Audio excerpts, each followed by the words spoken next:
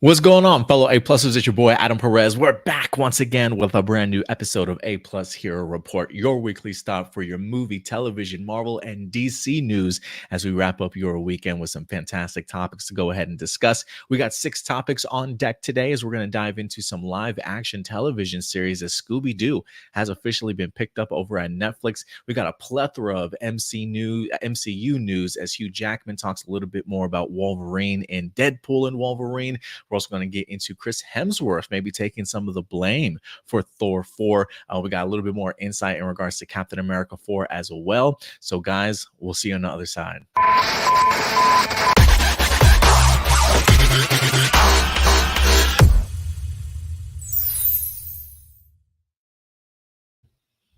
What's going on, fellow A-plusers? Good to see everybody this weekend, man. I hope wherever you're watching us live from today, you're having a fantastic weekend. As a big Star Wars fan myself, I've been thoroughly enjoying our Star Wars weekend, if you will, with May the 4th as of yesterday and Revenge of the 5th today.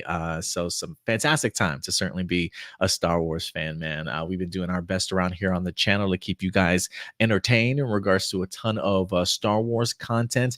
We even went ahead and dropped our official live action movie rankings for Star Wars movies. I'll go ahead and highlight that here in just a second for you guys. But wherever you're at, man, I hope you guys are having a fantastic week. It looks like we got a couple people joining us live over on the YouTube channel right now. Look, guys, if you haven't hit that like button, please go ahead and do so.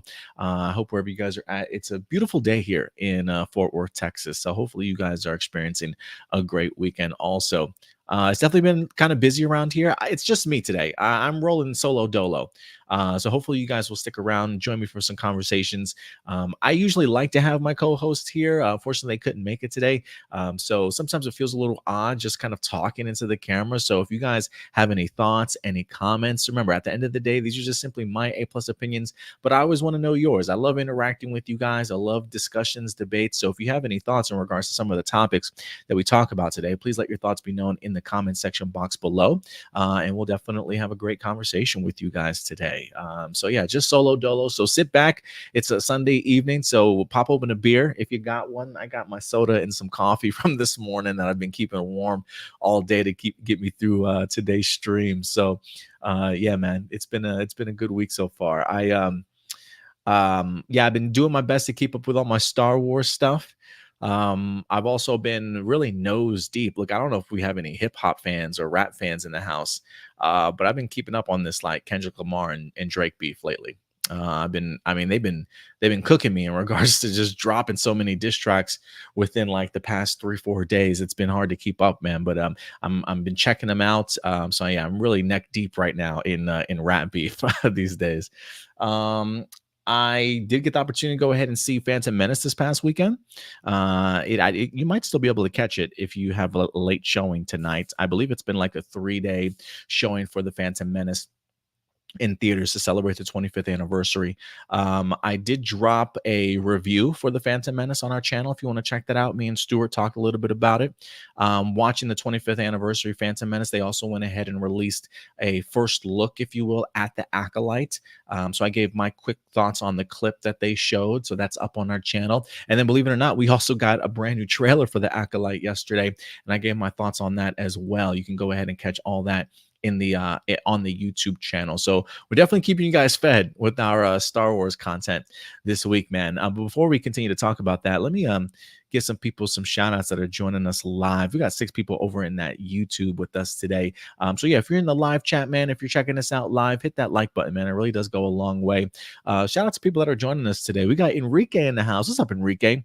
So I just finished the official trailer for the new animated series Fairly Odd Parents, A New Wish, which is going to premiere on Nickelodeon May 20th. Oh, that's cool. I didn't know they were doing another one. Also just saw all the episodes of the 2nd season of Monsters Inc. sequel series, Monsters at Work, featuring the return of Randall Bong in the 2-part finale now on Disney Plus. Appreciate that heads up, man. Your showing me shows I didn't even know were currently out there right now. And finally, the trailer for Star Wars The Acolyte that I saw, it was cinematic. Can't wait to see it. Yeah, I will say, talking a little bit more about the Star Wars Acolyte, they first off, they did give us a brand new poster this week, which I think looks fire, if you ask me. Really love the marketing scheme here behind it all. But I definitely want to see more in regards to how they promote and market it as the series begins, or as we lead into the series June 4th. But yeah, we did get ourselves a brand new trailer, and I gotta say, visually, it does look stunning. They definitely put budget behind it. I don't know how they're necessarily filming this opposed to some of the other shows like Ahsoka and Obi-Wan, but visually it feels different. I saw the great sequences of the spaceships out in space, like the space chase that they had in the ice sort of asteroid field looked incredible, if you ask me.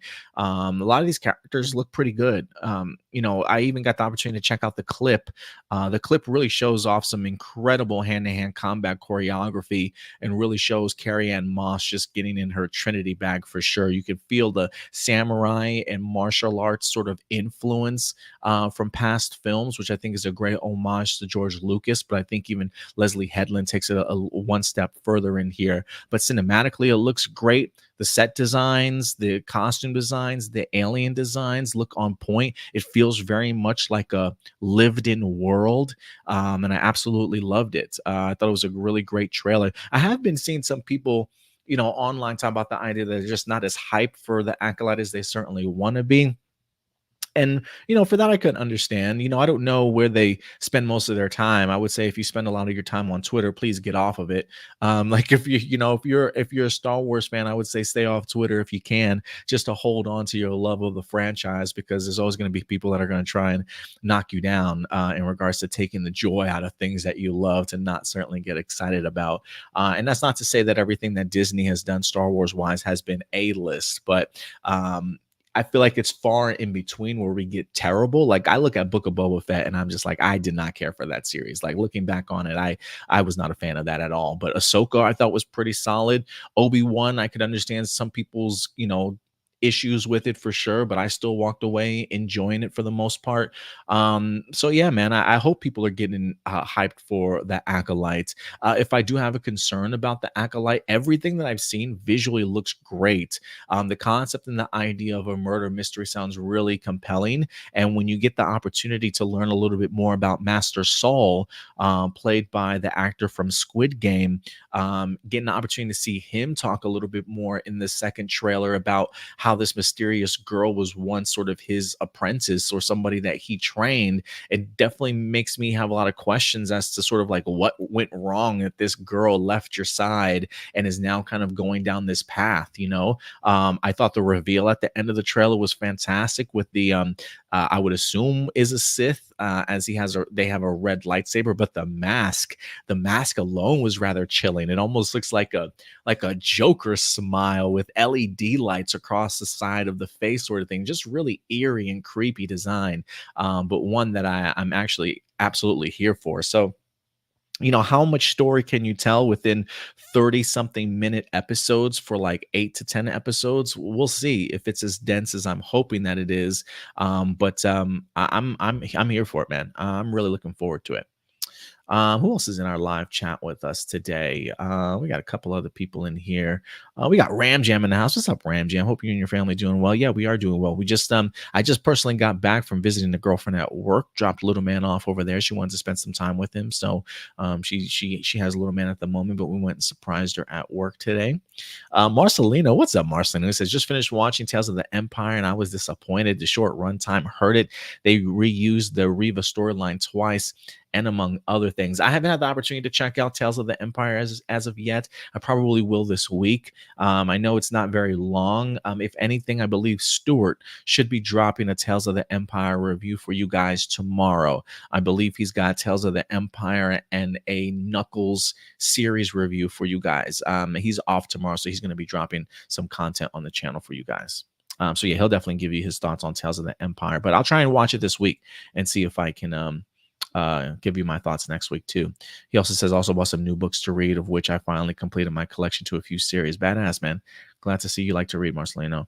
Blossom's in the house. What's up, Blossom? Good to certainly see you here as well. We got Johnny Marrero. What's up, Johnny? He says, speaking of live action, Nickelodeon is definitely in limbo ever since Quiet on the Set documentary, and I don't know if they will continue live action. Yeah, man. I mean, I don't really know the circumstances of where Nickelodeon finds themselves after that. Um, my thing is, I wouldn't be opposed to Nickelodeon continuing live action. Just get you some some non creeps to be your executive producers and showrunners, man. You know what I'm saying? Like if you need to change course behind the scenes and fire some people, please go ahead and do so. But yeah, just bring some fresh people in. Ram Jam, what's up? He said I went to my local comic book store for free comic book day yesterday. Nice. Yeah, I didn't get a chance. Man, look, I haven't been to the comic book store in like a month, man. I know my subscription list box is like just growing by the week. Um, I feel so bad that I haven't been able to keep up with it, but it's just an expensive hobby, you know? And I'm the type of person that wants to read like almost everything. And so sometimes it's hard for me to like dwindle down my subscription list, but sometimes I have to. There's just some things that I can't necessarily afford to read because comic book collecting is such a expensive hobby these days. So I don't know how people do it, to be quite frank with you, man. But yeah, I absolutely love it. But I'm glad you got a chance to check out Free Comic Book Day. Maybe I'll try and go by my comic book store this week and see if they have anything left from the free section in regards to catching up on some upcoming storylines. What's up, Nathan? Good to see you in here, man. Appreciate you coming through, Nathan. Johnny says, have you seen my Insta post about fan casting on live action Scooby-Doo? I believe I did. Can I get into my... We might get into it a little bit later, Johnny. I don't know if that's something that you've sent via Twitter. If you sent via live viewer question message or not. But if you have, yeah, I do have it in here, Johnny. So appreciate you sending that over to me. Maybe that's something that I'll highlight later on if that's a live viewer question that you might have. But all right, guys, you know what? Before I've been talking this whole entire time. We haven't even gotten to our first segment of the day, so let's do it.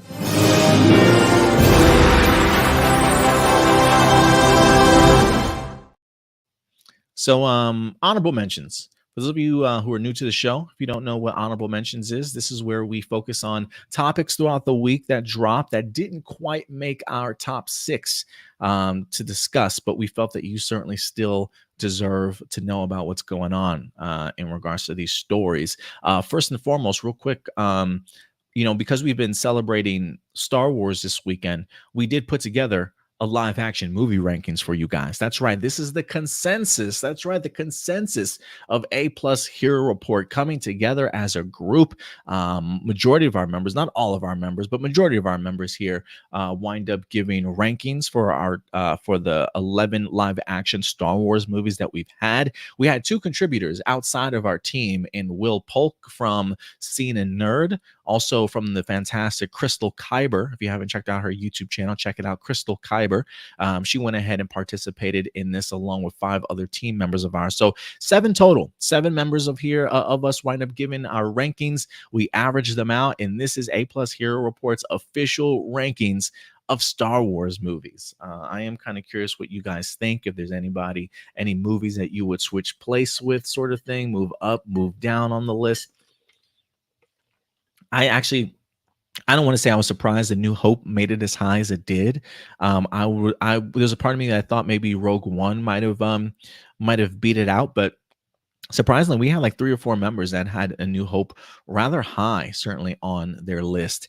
If there is one film I'm a little bit disappointed is so low on the list, it's probably The Last Jedi. Which I know shouldn't surprise me. I feel like just based off of other people's rankings, The Last Jedi really comes in low for a lot of people. I think for me personally, it was like my number 7 on the list, but others had it way further down than I certainly expected. I think that movie should certainly get a little bit more love, especially a little bit more love than Attack of the Clones and The Phantom Menace, if you ask me personally. But clearly the prequels still have a place in people's heart. And one movie I feel bad about being so low was probably Solo. Solo, while it's definitely not a great Star Wars movie, it's still a good one.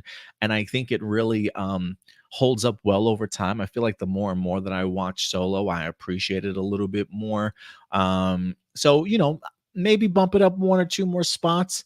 But I think now that I even think about it, when I look at my rankings, I think I have Solo at number 10 too, to be quite frank with you, despite me actually enjoying it as a film. So yeah, I think the consensus among everybody was like the Rise of Skywalker's like 10 or 11 on everybody's list. And look, shout out to you if you really enjoyed the Rise of Skywalker. I'm sure there's certainly some sequel trilogy fans that might be a little bit disappointed in this list and feel like maybe some of their movies are higher, but I always feel like that's for every generation. Like I think every generation that has a Star Wars trilogy will certainly fight to the end for their trilogy. And who knows? Maybe we'll look at this in another 20 years. People will feel a little bit different about the sequel trilogy and its placement on this particular list. But for the most part, I'm really rocking with the top 5, even the top 6, to be quite frank with you. So I think everybody really came through, man. I tried to get people that I knew loved the franchise, that was very fair-minded and open-minded about how they view these particular films. And I think we got some really great people. So again, shout out to Crystal Kyber, shout out to Will Polk, and shout out to the A Plus Hero Report team for certainly coming through and participating, man, and giving us an official ranking for Star Wars movies. Enrique says, I like the prequel films of Star Wars episodes 1 and 2. I think for me, Attack of the Clones, I think for me is like my secret pleasure. It's like one of those films that like I can always put on, recite the lines. I think aesthetically and just marketing wise, like remembering the promo rollout for Attack of the Clones, I thought it was just gorgeous. I think they had some of the best posters and best promotion for that movie. Attack of the Clones for me just really sinks in as visually being one that I remember on the big screen for sure. So yeah, Attack of the Clones is like a secret pleasure of mine. Nathan says, never liked Rogue One. I'm surprised, man. Look, to each their own. Movies are certainly objective. So everybody's certainly going to have their thoughts about it. But, there was a time when I was looking at my list and I was like, do I like Rogue One more than A New Hope? Do I like A New Hope more than Rogue One? Because Rogue One is up there for me in regards to it. But yeah, you get the opportunity to see what our official list is. So thank you for everybody that participated. Speaking of that, now that we've gotten that out of the way, we do have some other Star Wars news for you guys, as apparently, according to Collider.com, let me go ahead and bring this up here real quick. They have a possible release time frame for Skeleton Crew. Let me bring this up briefly for you guys. Yeah, according to Collider, they believe that Skeleton Crew is going to be dropping this Christmas. Which kind of makes sense if you think about it. I mean, I feel like the 2 months that are certainly Star Wars months are May and December. If you're going to be releasing Star Wars anything, those are probably the best times to do it. And I kind of dig the idea that with the Acolyte dropping in June, you give yourself a nice little 5-6 month time period and a breather before you get into Skeleton Crew, which I've been hearing is supposed to be a really great sort of like adventure sort of series. And so I think that probably is quite fitting for something around the Christmas time period. So it is saying that it will arrive this Christmas season, but no official release date for it, if you will. What else we got here for honorable mentions for you guys? And I always mispronounce this guy's name, Giancarlo Esposito. Juan Carlo, maybe is it Juan Carlo Esposito? Correct me, Marcelino, once again. Apparently, Esposito is finally joining the MCU, but not as who you think. He was just at a comic book convention, CCXP. Is that the Brazilian convention? Yeah, he was at the Thunder stage at CCXP, and Giancarlo Esposito revealed that he will be appearing in a Marvel project. He says, sooner rather than later and better than you can imagine. He does clarify that it's not Professor X, though. So he's not going to be there for the role of. He says Esposito specified that he will make his first appearance as his original character sooner rather than later. And with Deadpool and Wolverine right around the corner, it's impossible to rule out that we could see him there first. It says after being fan cast as Professor X from the earliest whispers, Esposito says he'll play a different role, teasing that it's coming sooner rather than later and better than you can have imagined. So let the speculation begin as to who he might be playing when it comes to the MCU. Off the top, the two names that I think of or that I connect him to, Doctor Doom and Norman Osborn. I would be kind of curious if he pops up in a Spider-Man film as Norman, or in the Fantastic Four movie possibly as a Doctor Doom. Who certainly knows? But yeah, he's finally joining the MCU, which is about damn time if you ask me. Next up for honorable mentions, Fast and the Furious is in the news because we apparently have a release time frame. The director, Luis Lederer, says Fast 11 should be released in 2026. So that's the time frame, 2026. He says it's happening. It's happening very soon. I'm able to shoot a little horror movie this summer. I'm finishing my horror movie on September 15th, and I start filming for Fast on September 16th. So you can clearly tell they'll probably go through the end of the year out until 2025 filming, and then probably wrap up. And if anything, I would assume a summer blockbuster of 2026 for Fast and the Furious 11. But apparently this is supposed to be the final film. But yeah, while no exact release date, the director states they're aiming for 2026. So look out for that. And we'll see if they say it's the last Fast and the Furious film, but who knows if this is something that they were like, you know what, maybe we should make two parts of this. Maybe we should split this up and just milk the hell out of this franchise even more.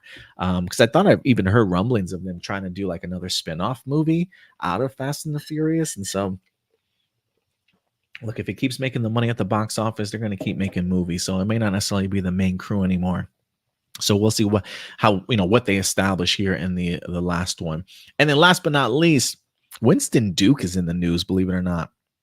He slashfilm.com got the opportunity to I believe they got the opportunity to talk with him. But we've been throwing around the idea as to who is going to be playing the brand new Batman. James Gunn has yet to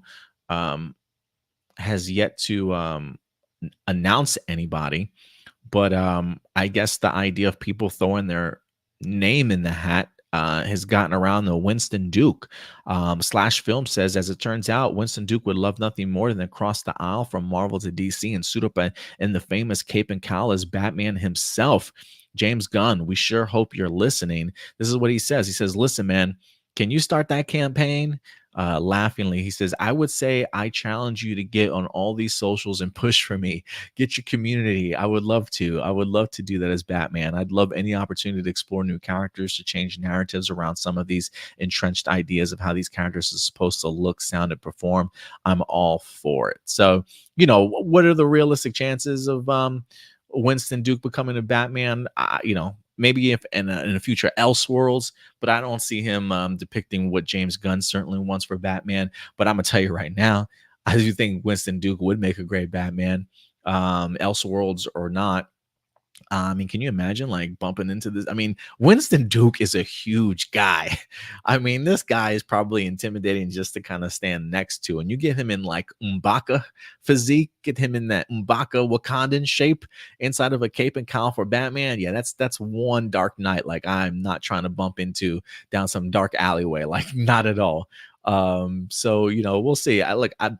I like it. There's nothing wrong with shooting your shot, putting it out there in the world, maybe get an opportunity to audition and see what happens, definitely not my first choice in regards to who I would certainly have as Batman. But again, crazier things have happened. We also have an Elseworlds that could possibly be explored sometime down the line if they wanted to, but we already got Robert Pattinson and an Elseworlds Batman as of right now. So I don't think it's going to happen, but I'm loving the names that are certainly throwing their name in the hat so far for James Gunn's Batman. So we'll see how that winds up turning out though. Let me see here. What are you guys saying before we wrap up? Ram Jam says, I never minded the prequel Star Wars films. I was definitely I was definitely a fan of I didn't care so much for The Phantom Menace. I will say that is a movie though for me that after all these years continues to grow on me little by little. Not a lot, but little by little. I continue to really enjoy aspects of it more and more and feel like I learn more things that pop out to me. I talked a little bit about that with Stuart in my recent review of The Phantom Menace. But my guilty pleasure is definitely Attack of the Clones. I remember being very, very into Star Wars during that second episode because of just how brilliantly I thought that they promoted it and marketed it. And then Revenge of the Sith up there for me is like top three for sure. Revenge of the Sith. I absolutely love that movie.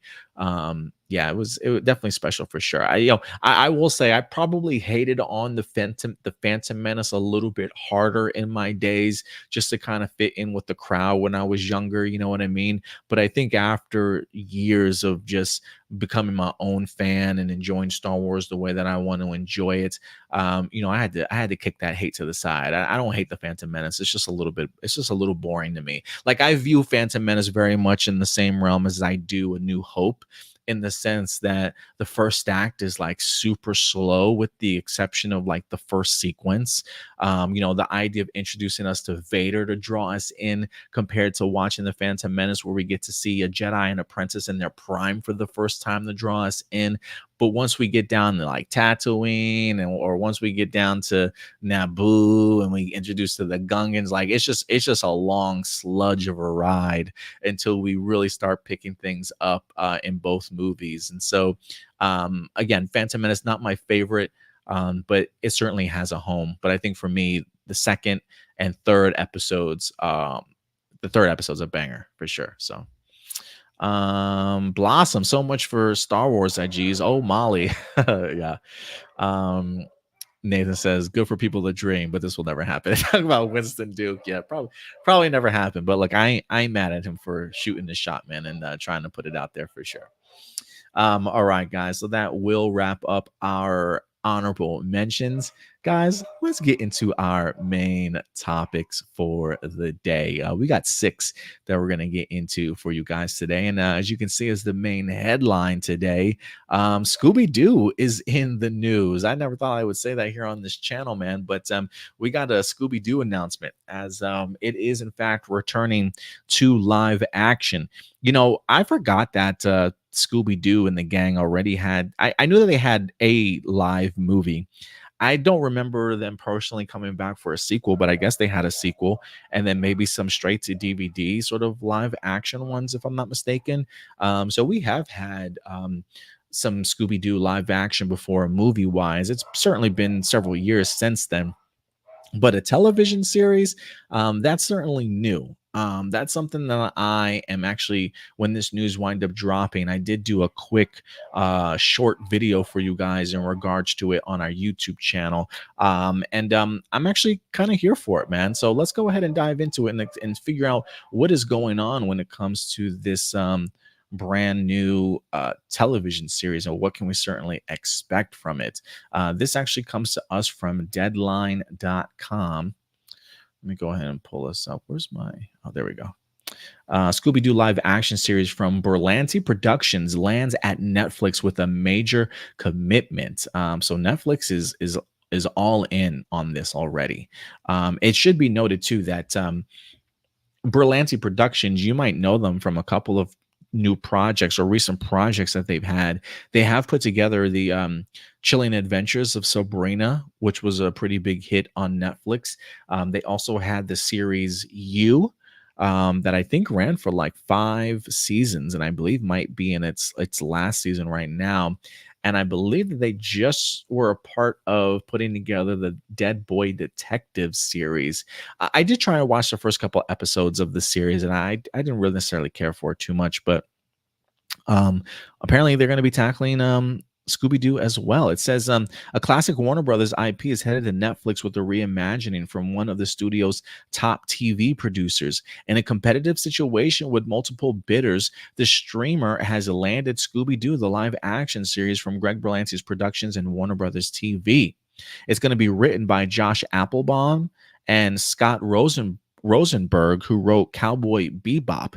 Now, look, I haven't personally checked out Cowboy Bebop, but I heard a lot of people were not necessarily the biggest fans of it. I am kind of curious if, and answer me this in the comments, if you have checked out Cowboy Bebop, would you have enjoyed Cowboy Bebop if it was literally like its own thing?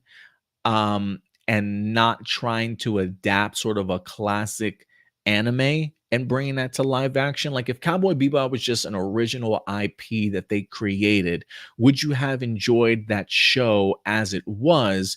Or is the show bad because it's a poor adaptation of a classic anime? I would be kind of curious to know your thoughts, because it's like, if those writers are coming on board Scooby-Doo, is there a possibility that it could be written really well, because of the fact that they're not necessarily adapting a very popular anime? I would be kind of curious. It says, in a tough TV marketplace, the drama project garnered interest from top buyers.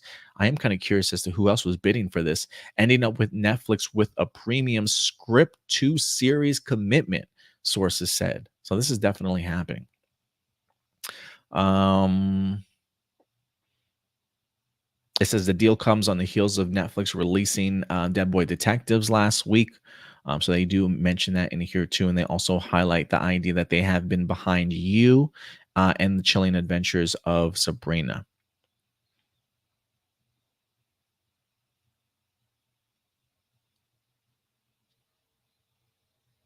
Interesting. They do talk a little bit about the franchise's latest spin-off, Velma, which I believe is in its second season right now. A live-action film was released in 2002, starring Freddie Prinze Jr., Sarah Michelle Gellar, Matthew Lillard, and Linda Cardellini. It spawned the 2004 sequel. It's interesting that they don't mention any of the other, because I'm pretty sure there were other live action Scooby Doo movies after that with a completely different cast. So yeah, that might have been like a TV movie or like a straight to DVD type of live action Scooby Doo. So aside from the Sarah Michelle Gellar and Freddie Prinze Jr., those are the only ones that I'm personally familiar with. But I don't know why. There's a part of me here when I think of this though. I kind of really like this idea. I grew up as a big Scooby Doo fan, watching the cartoons when I was a younger kid. You know, blast you and your meddling friends or meddling teenagers. Always solving crimes and stuff. I think if they can put a nice modern edge spin on Scooby Doo, I think this could really work on something like Netflix. To be honest with you. Um, Especially if you're gonna add sort of like a horror, supernatural kinda element with the mystery vibe. You got the stoner and his dog, and the 3 serious detectives. I really do think that you could be onto something. Like, I think for me, it's gonna be really dependent on, like, what the tone, um, is gonna be like for this particular series. But I do think the idea of bringing something like this to live action, if you take itself seriously, or you play around with how the animated series used to be promoted to us.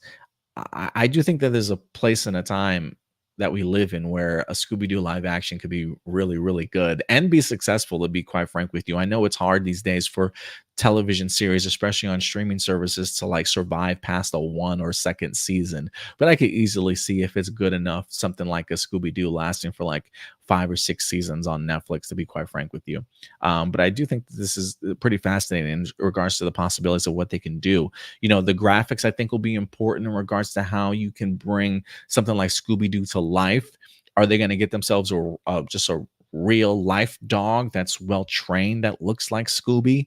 Is it going to be fully animated, CGI sort of thing? How will it look visually against the other, 4 actors that he's working next to? So I think all that stuff certainly has to kind of be ironed out. But I love the idea. I would love to see the Mystery Machine in live action once again. If anything, I would be curious to see who they cast for some of these roles, and like how young are they going to go. Are they going to be I don't know how old like Velma and Daphne and Fred, like I don't know how old they are in the television series. I don't think I ever took them as like teenagers though. I always felt that they were very much like early 20s, you know. But Berlanti with doing Dead Boy Detectives and something like Chilling Adventures, he does tend to live in that sort of young adult, that YA sort of world. But I would be kind of curious to see who he winds up casting in this particular role. I do have a couple of give me a second here. Let me go ahead and bring up what you sent me, Johnny, because Johnny put together his personal fan casting in regards to who he would certainly like to see. Let me go ahead and bring these up. I'm personally not too familiar with all of these, Johnny, just because of the fact that some of these characters I'm not too some of these actors I personally am not too familiar with. But let me see if I can I bring your thing up a little bit more here. Yeah, let me do this. So um he says, so excited there's going to be a live action Scooby-Doo series. Jordan Fight, as you can see here, as Fred, or Reed Horstman as Fred Jones. He also likes Charlie Kirsch, who played Min in Power Rangers Once and Always. He would like to have Charlie Kirsch or Caden Mueller as Velma. Interesting. Ariana Greenblatt, that'd be pretty cool. And Katie Misusi. Um, He also says Ginseng Goering or Malish Barton. I personally think they have a shaggy look and some recognizable actors. And lastly, Dora Dolphin as Daphne Blake. She can easily portray Daphne. So yeah, some interesting choices there. Some interesting choices for sure. But yeah, I don't really know who I would personally have as my cast, but I do think that this is easily a win if you ask me for Netflix. A great pickup. It does not surprise me when they say that this was a huge sort of bidding war for them, because I do feel like Scooby-Doo certainly does have sort of like that IP power that is super recognizable, and people are always going to kind of flock to anything sort of Scooby-Doo related. So the fact that this is being brought to life, I think, is a brilliant idea on their part. But yeah, guys, I want to know your thoughts in regards to this. As we get more details, we'll definitely let you guys know more about the series. Blossom says, Scooby Doo being in live action. I don't know. I don't know. He said, I'm not sure about this at all. Ramden says, I don't want Netflix to do a Scooby Doo live action series and then months later cancel it. I don't know. Well, I was going to say I don't know about Dead Boy Detectives as of yet, but Greg Berlanti working with Netflix has been rather successful. Again, if you look at the Chilling Adventures of Sabrina, I think that went on for several months. I mean, excuse me, for several seasons. You, as the article also states, is in its fifth and final season, so that certainly has stuck around a while. We'll see what happens with Dead Boy Detectives. But I think because of the fact that Greg Berlanti and Netflix have such a strong relationship so far, I can see something like Scooby-Doo lasting more than several seasons.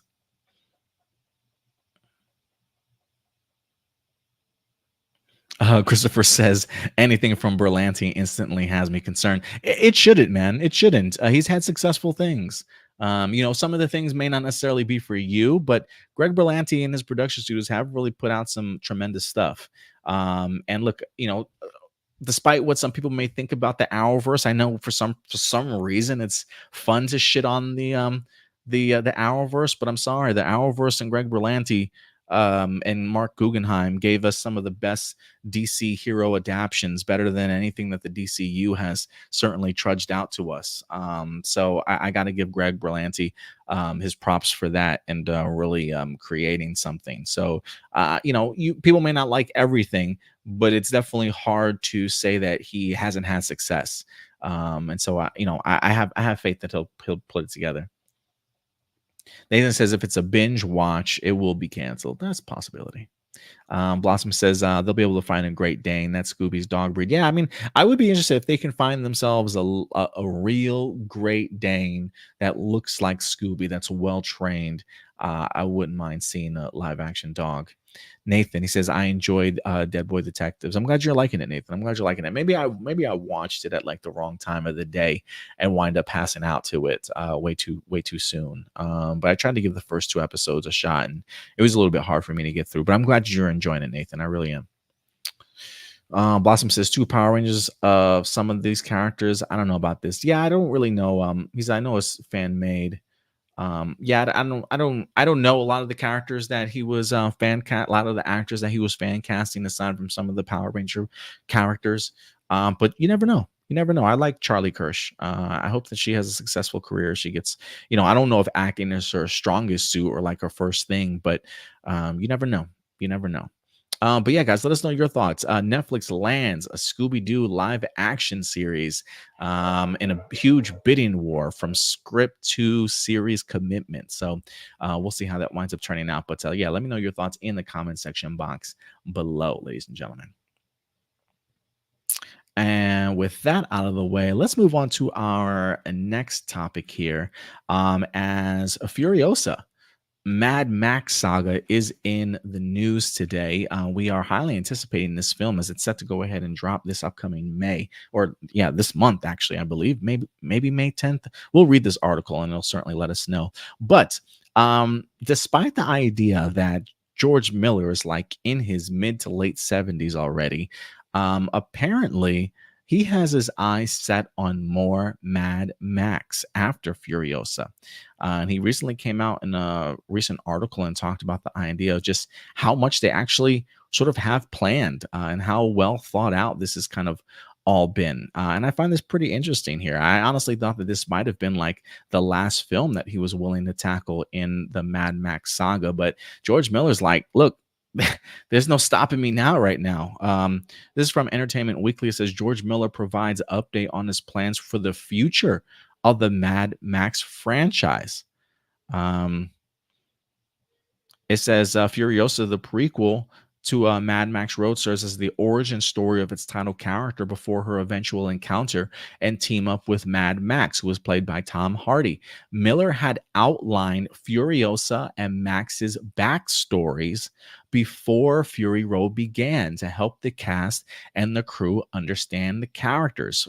First and foremost, if you guys know me, I love a good backstory. I love history. I love lore.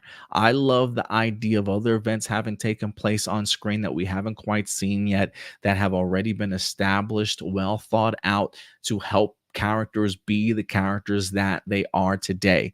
And the fact that somebody like George Miller, even before making the Mad Max movie, planned out the pasts and the events of which Furiosa and Mad Max have gone through to get to that point in Fury Road, I think is absolutely brilliant. And talk about the idea of being able to allow your actors to really sink their teeth into who these characters are and fully understand what their journeys are. This is why we probably have such great performances like people from like Tom Hardy and anybody else that have played these characters in these movies, because they just get the characters, because George Miller has fleshed them out so incredibly well.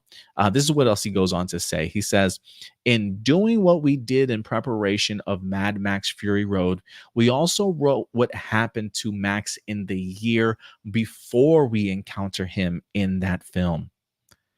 As we get towards the end of Furiosa, the chronologically, basically, we had to see that Mad Max was lurking around somewhere, because we do know what happened.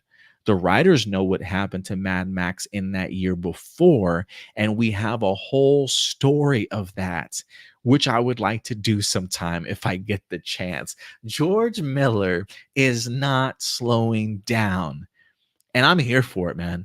I mean, look, Furiosa seems like it's pedal to the metal. It feels like another Mad Max movie, just intense as can be. And if he's just on that high and that adrenaline of like filming these movies, have at it. Do whatever you still can, George Miller, before your time is at an end. And I absolutely love that idea. He says, when pressed for an update on that project, Miller says, well, we are certainly working on it. And as I say, we wrote that basically as a novella. And now we've got a chance. We will get that into a screenplay form, and then we'll take it from there. So yeah, there's no slowing down for George Miller, man. He clearly wants to do another Mad Max movie. They clearly have it all kind of played out, and I think that's absolutely brilliant. I really do. I think that's absolutely brilliant. To have that much, that's that kind of just reminds me of like George Lucas establishing the original trilogy. You know, um, hinting at the idea, like just dropping the idea of like a past event happening in the sense of rebels getting the Death Star plans, right? A lot of rebels sacrificed their life to get this information to us, just to give us the idea that an event happened, or even letting somebody like Obi-Wan drop the concept of the Clone Wars, right? To let you know that an event happened in the past that eventually led to where we're at today, and a new hope sort of thing. Like little things like that that open the floodgates for great movies like Rogue One to be created, for like the Attack of the Clones and the whole prequel trilogy being created off of. I mean, it's little things like that, having the wherewithal. I mean, granted, at the time, I don't think George ever thought, hey, I'm going to get a chance to make those movies in the future. But the fact that you have created a lore and history and a past to this particular world, and now it just allows for building off of that.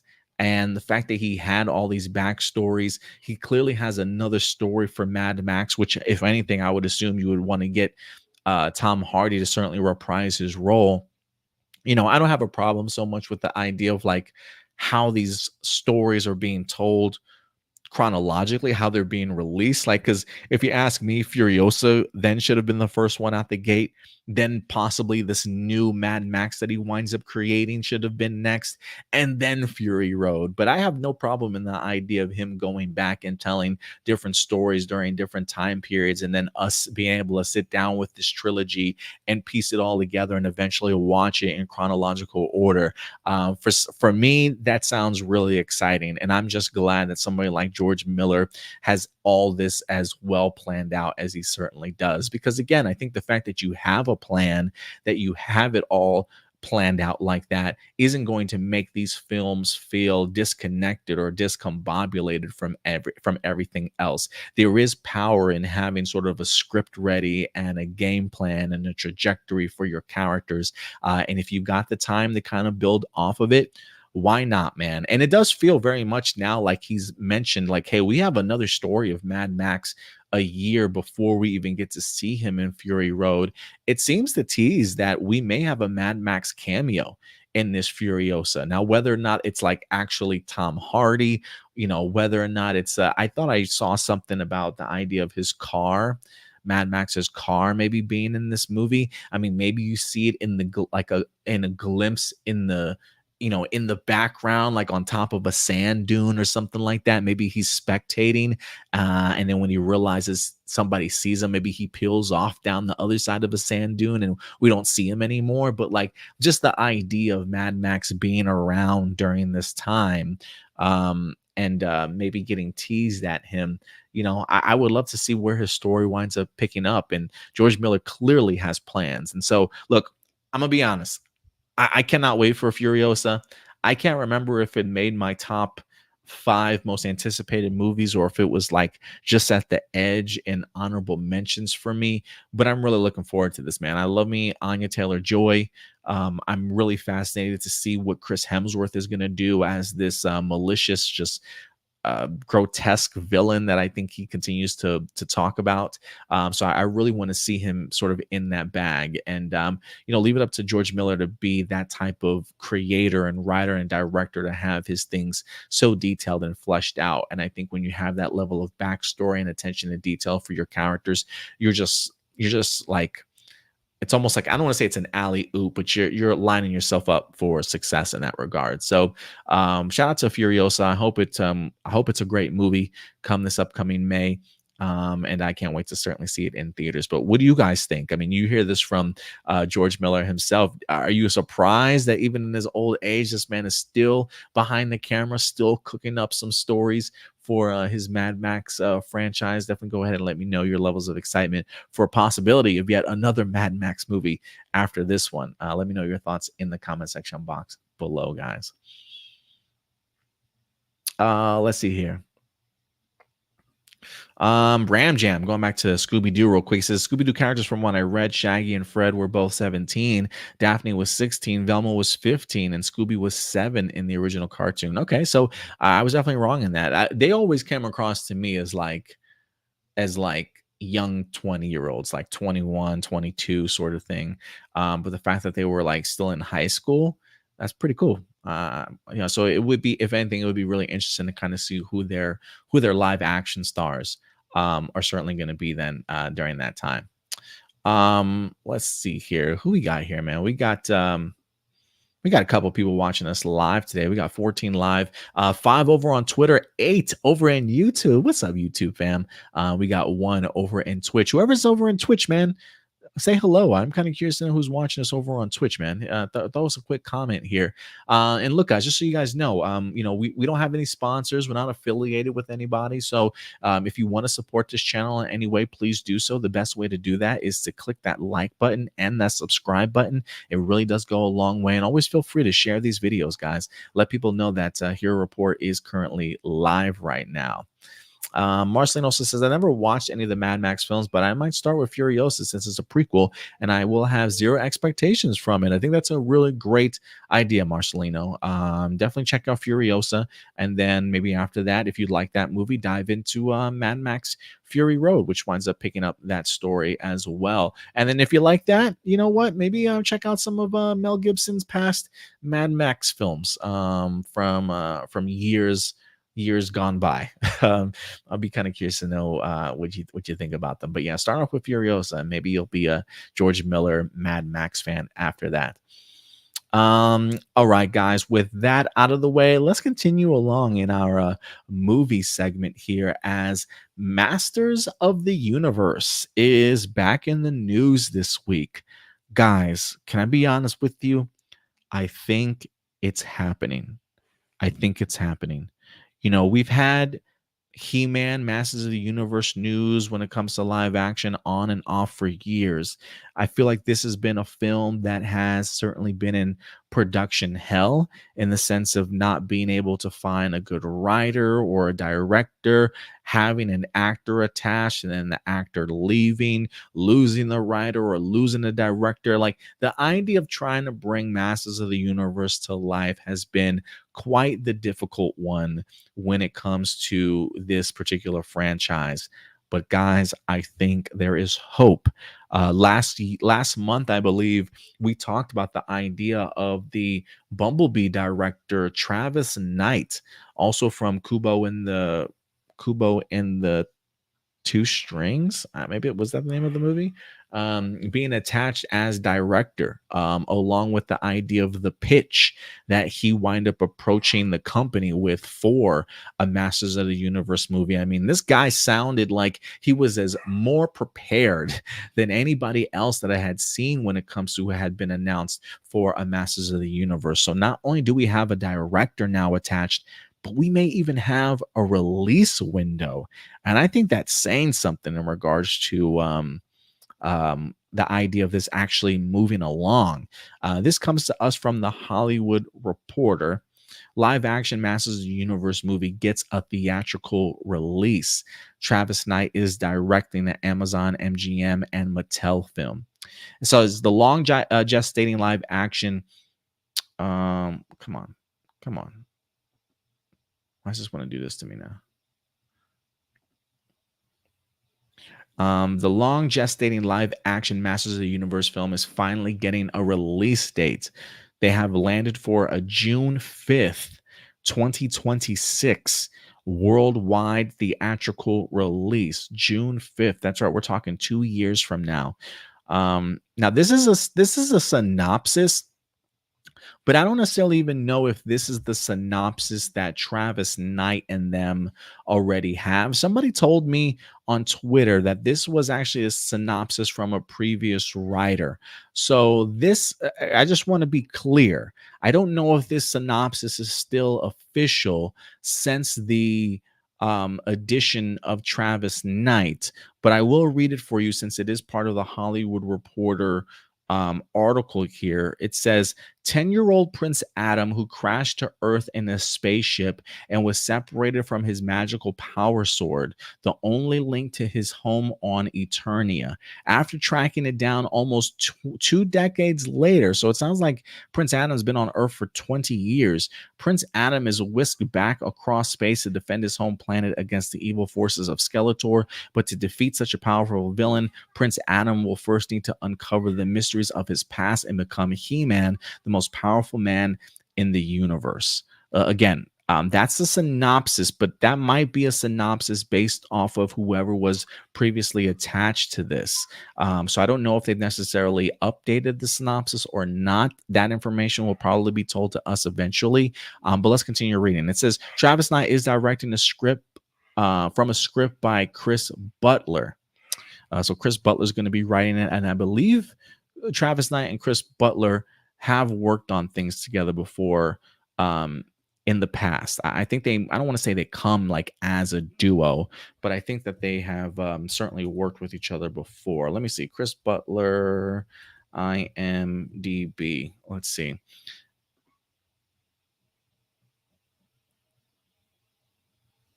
Oh, that's actor. I'm trying to look for Chris Butler, writer. Let's see here.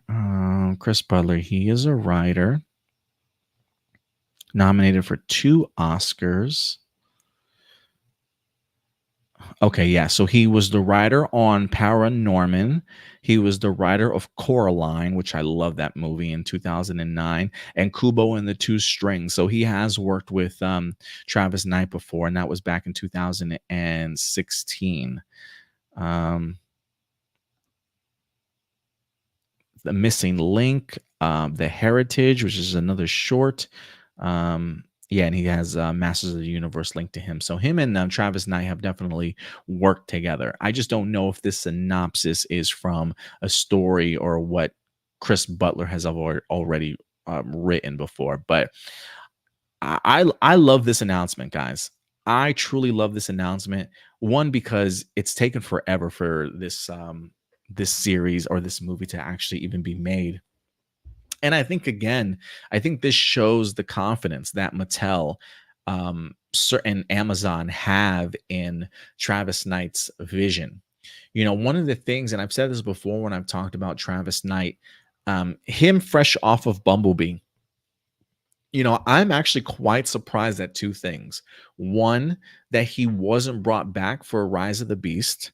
But then when you look at Rise of the Beast, clearly they were going for just a different animal altogether in regards to taking Bumblebee sort of a next step further and making it feel more like a traditional Transformers film. So I'm surprised that they didn't bring him back for the sequel. And 2, I don't even know what Travis Knight has honestly been up to since Bumblebee. Like, has this man not been able to find work? Let me see. Travis Knight says, I'm on IMBD. Like, has this man not been able to find work after the success that was Bumblebee? Because it definitely was a success. So I'm actually quite surprised that his last, right now on IMBD, his last directing was 2018.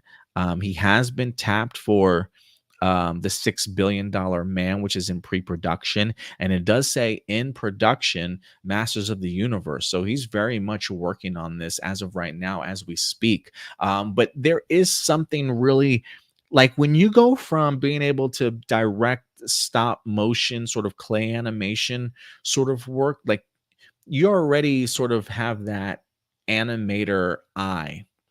And when I think of something like He-Man and the Masters of the Universe, I automatically think of animation and just the series that we wind up getting.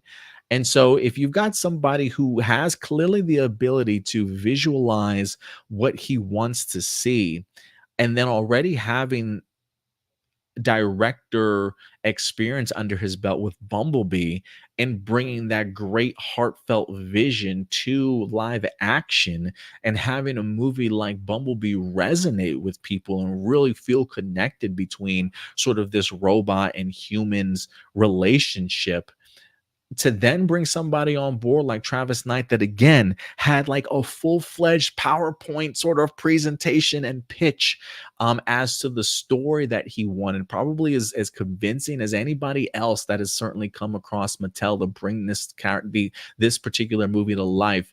I gotta think that this man has a really unique and sort of great vision for bringing Masters of the Universe to life, and I think the fact that they are already willing to set up a release date lets me know that they one really like his idea and they want to try and get started as soon as they can before this window certainly closes.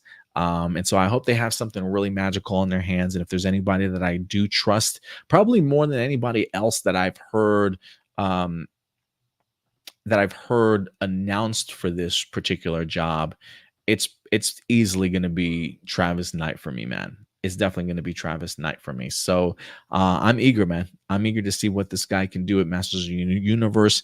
I mean, we've had what, two animated series from Kevin Smith, if I'm not mistaken, fresh off of the success of the Netflix series She-Ra, also, which was doing bonkers numbers and bonker viewership. Also, I personally haven't checked out She-Ra, but I've heard great things about it. I have heard certainly some mixed reviews in regards to Kevin Smith's animated Masters of the Universe stuff, but it feels like if there's any time to strike while the franchise is hot right now, this is probably the time.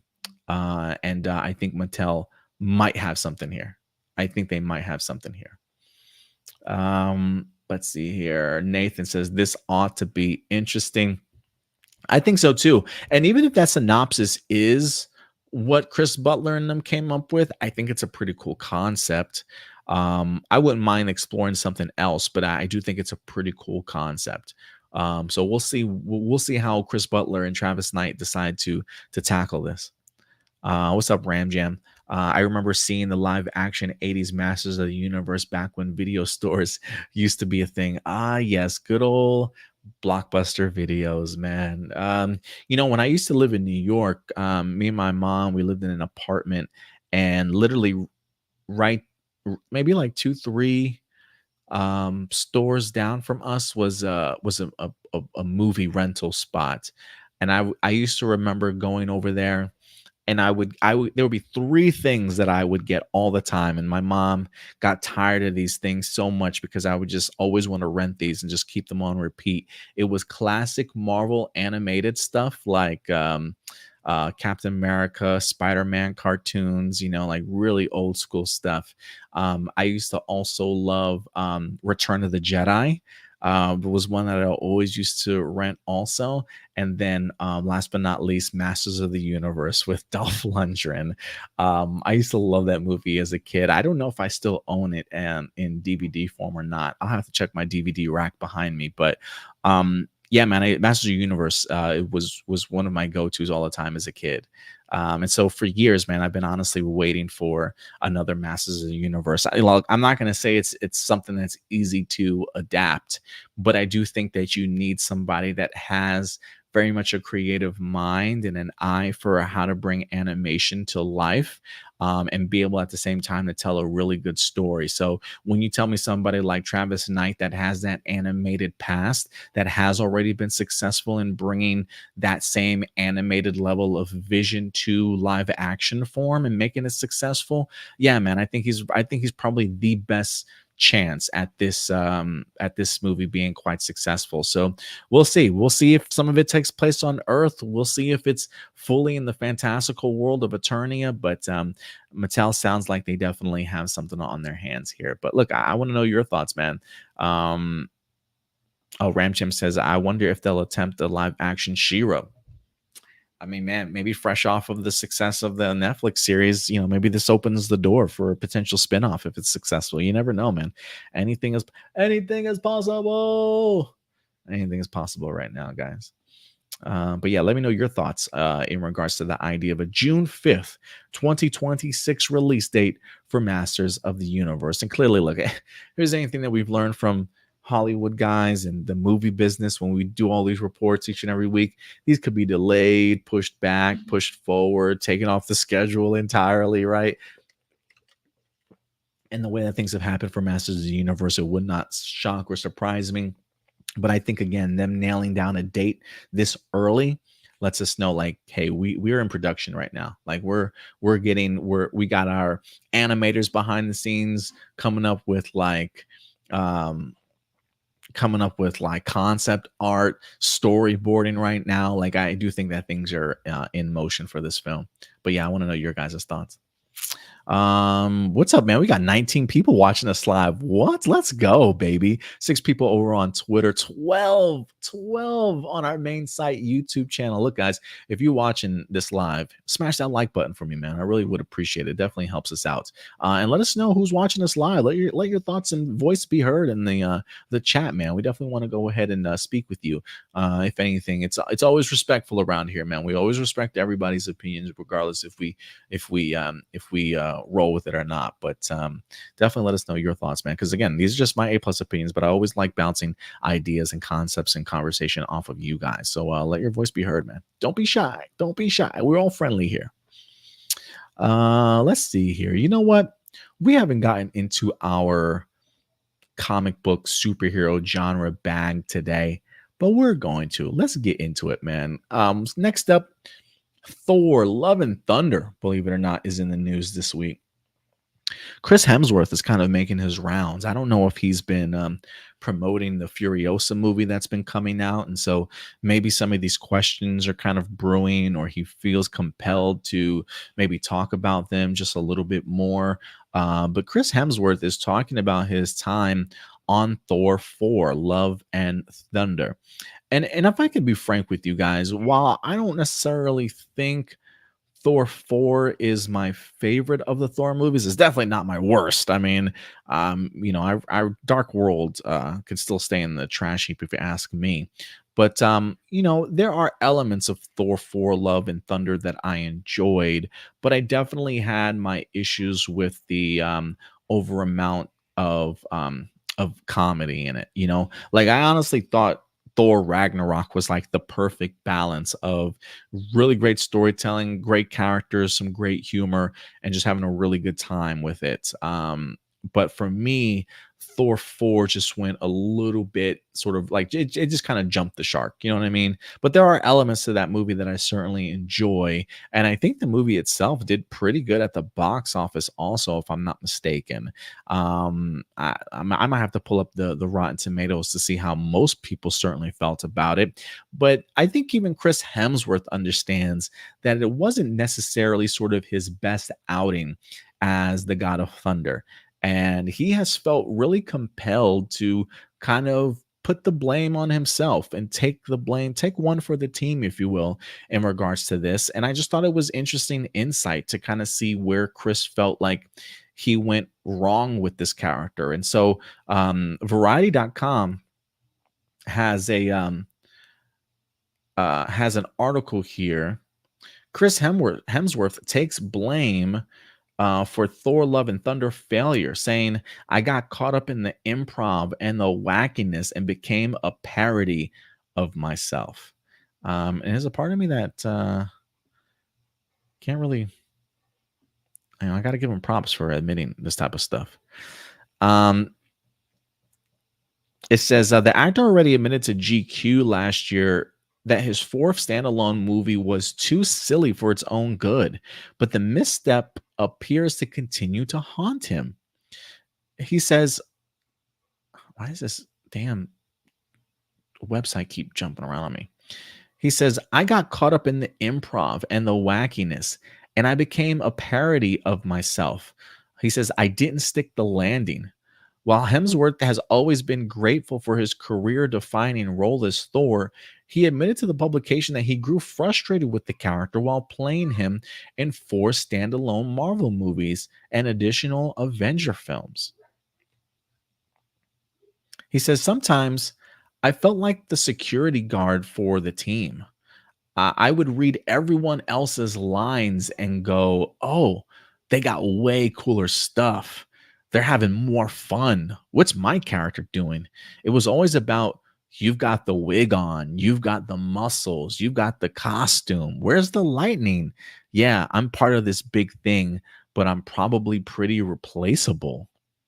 That's an interesting point of view and perspective to have. He says, for what it's worth, Hemsworth's longtime Marvel co star and Iron Man actor Robert Downey Jr. refused to listen to such claims, saying, first off, Thor as a character was super tricky to adapt. Lots of implied limitations but he and Ken Branagh figured out how to transcend, make him somehow relatable but godlike. Hemsworth is, in my opinion, the most complex psyche out of all of us Avengers.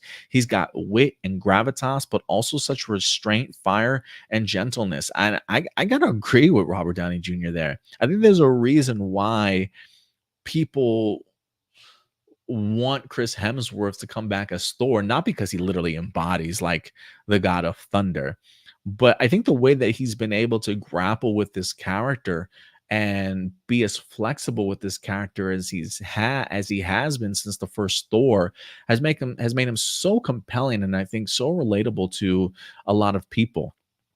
I mean, you go back and you just look at his role in, Thor Endgame, the fact of him, becoming depressed and, putting a lot of, what happened to his friends on his shoulders, right?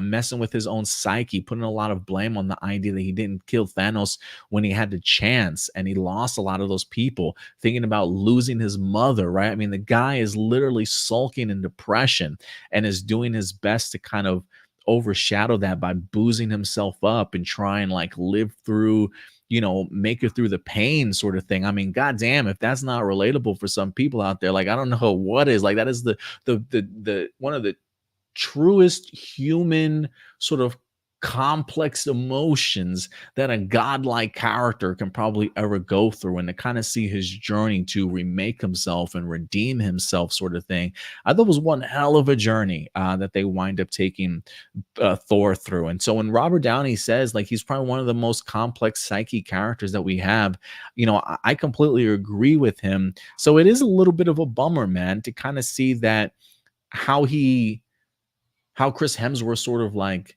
views himself, that definitely is a little bit of a bummer.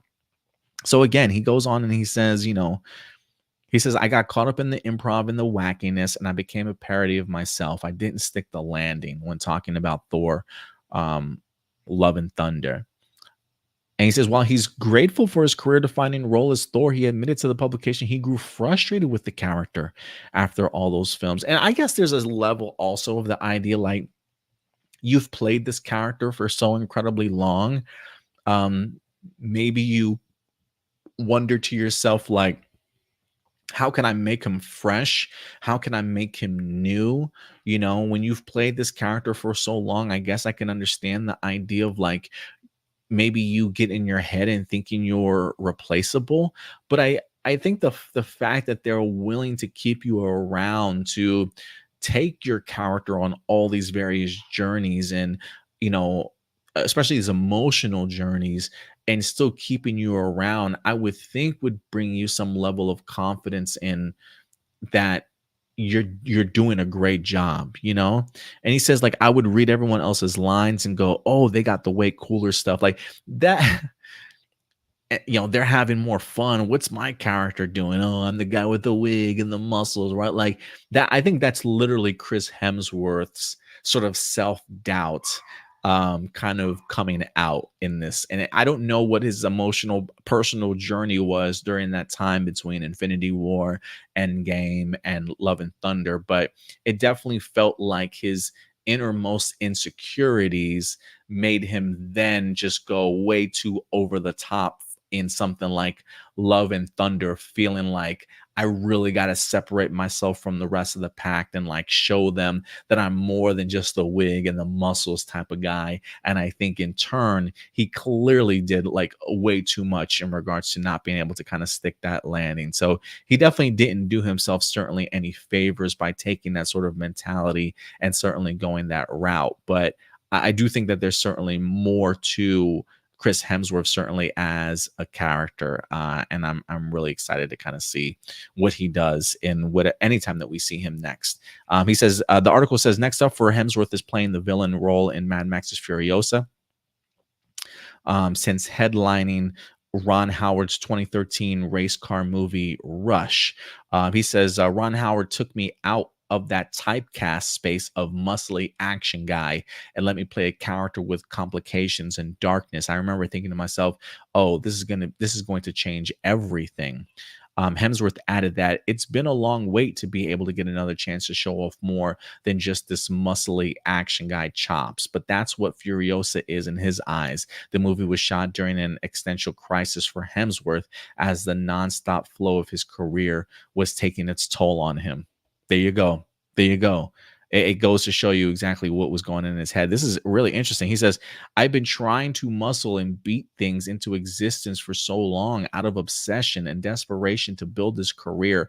And it was just I was just exhausted. Hemsworth said about needing a break. I was worried about everything. Nothing was as enjoyable as it once was or I had imagined it was. I was making back-to-back movies and doing press tours, and I was married and had 3 kids, and it was all happening at the same time in a very short window. You're sort of just running on fumes, and when you're showing up to something with little in the tank and you start to pick things apart. Why am I doing this film? Why isn't this script better? Why didn't that director call me for that? Or why didn't I get considered for this role? Why didn't I get a call up from Scorsese or Tarantino? I had begun to take it all too serious and too personal. And damn, bro, like if that doesn't give you the insight as to like why Chris Hemsworth had those sort of thoughts in his head in the first place, this is as eye-opening as it gets. Props to Chris Hemsworth for even shedding this type of wall down and letting us as viewers and fans really get into his emotional life. Because one of the things that I always love about Chris Hemsworth, he's always happy guy, right? He's always the jokester of the guy. Like when you're around him, you can't help but like smile or beam or just be in a sort of a good mood. But I think this also goes to show us again that behind that smile, the idea of being an actor is not the easiest job in the world, right? Like even Chris Hemsworth, who may get these opportunities to be in movies back to back to back, that clearly isn't fulfilling him as much as he would hope to, right? Taking time away from his family, maybe being upset that he's now being sort of typecast as this muscle guy and you're not getting other opportunities to really show what you're capable of, right? Like there's always something that's going to be messing up your psyche. And he mentions it when you are constantly running on fumes and doing back-to-back things, your head can mess with you. And so that definitely makes sense looking back at something like Thor Love and Thunder as to maybe why he went as over the top as he did, maybe why he wasn't maybe more concerned with what the script was asking of him, sort of thing, just really being stuck in this repetitive loop. So I am kind of glad that he's getting an opportunity to stretch his wings a little bit more. Like I said, when we talked about the Furiosa stuff, like one of the characters I'm really looking forward to is who Chris Hemsworth is going to play, because I'm so used to him playing, like he mentions, the muscle action guy, that now that I get to see him in a different role, a villain role that I know George Miller is going to bring a lot of complexity to, I want to see what Chris Hemsworth can really do acting wise. And I didn't get the opportunity to see him in the Ron Howard film Rush. Maybe that's something I should certainly go back and see. And while I believe Chris Hemsworth is certainly more than capable of doing other things, I'm ready to see him in Furiosa and see what else he can do. But I could totally understand the idea of why Chris Hemsworth feels the way that he does about Thor Love and Thunder, feeling like he's one of the reasons why that movie certainly might have failed. But I can't put that type of blame on him. I really can't, especially with everything that he clearly was going through at the time. He said that a potential Thor 5 would have to be unpredictable. He says, I don't want to continue to do it until people are so exhausted that they roll their eyes when they see me come on screen as that character. If an audience wants to see it and if there's something that we believe is exciting and fun, then great. I've loved being able to reinvent that character a few times. I don't have the answer yet, but I would love to figure out how we can do that again and keep it a little unpredictable. And I agree. Like, I don't want Taika Waititi back for Thor 5 as much as I appreciate him certainly as a director, and I think he's really great in a lot of things that he certainly does. I've had my fair share of Waititi tackling Thor. I have no problem in the idea of exploring different aspects of a character, but Thor Love and Thunder was like the end of that role that I want to see Chris in. I don't mind him continuing in Thor 4 to clearly have a sense of humor because Thor has always had a level of a sense of humor, but I would like there to be a more serious tone or at least a really gratifying storyline that will maybe balance out his character once again. I don't want him to necessarily be like not only the muscle guy, but like the main comedy guy of his own movie. I don't necessarily need him to kind of be in that particular role. I don't mind the humor, I don't mind the one or two, ad libs here or there to make us chuckle because we clearly know that that's especially after seeing him opposite of somebody like a Chris Pratt in the Guardians of the Galaxy stuff, like all that stuff was certainly great humor. But there are levels to like a Thor 1 that I want to see again, darker elements that we might have gotten in a dark world, but better written. There's so many other realms for them to definitely explore and other Thor characters and villains for them to certainly tackle.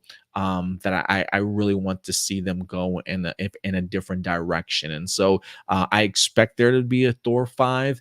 I haven't gotten to that point for Chris Hemsworth as Thor as to when I see him on screen, I roll my eyes like, oh, what are we going to get now? Because I feel like that chapter of Thor's life is certainly over. And I'm going to be eager again to see what he comes up with or what they come up with Thor 4, because for me, he is that trinity when it comes to Avengers, Thor, Captain America, and Iron Man. And with Iron Man and Captain America no longer there, I do want to see Thor do a little bit more of the heavy lifting. I don't know if I've ever seen really Thor as the lead or the leader of an Avengers team, but I still want him to have a pivotal role in the MCU at some point, whether that be the next Avengers films or whatever the case may be. So I definitely do think that there's a place for Chris Hemsworth as Thor, a big meaningful place. I do think Thor 5 certainly needs to be vastly different than what we got in Love and Thunder. Again, not to say that I hated that film, but it definitely underwhelmed in areas that I didn't necessarily care for. Yeah, man, I at this point I still can't think of anybody else I would much rather see as Thor than Chris Hemsworth. So I think he's more than capable of keeping this role, Chris. So certainly don't worry about that, man. But it's just very eye opening, man. Very eye opening in regards to so yeah, I really appreciate his mindset. Let's see here. Marcelino, what's up, Marcelino? He says, I hear people say that Love and Thunder is worse than Dark World. The main reason is because in the source material seriously and didn't treat it as a joke.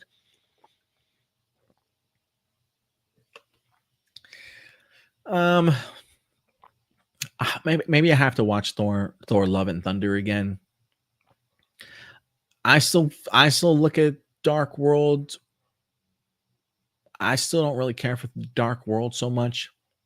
I didn't really care for Christopher Eccleston as the villain, the dark elf guy. I didn't really care for him as a villain in that film.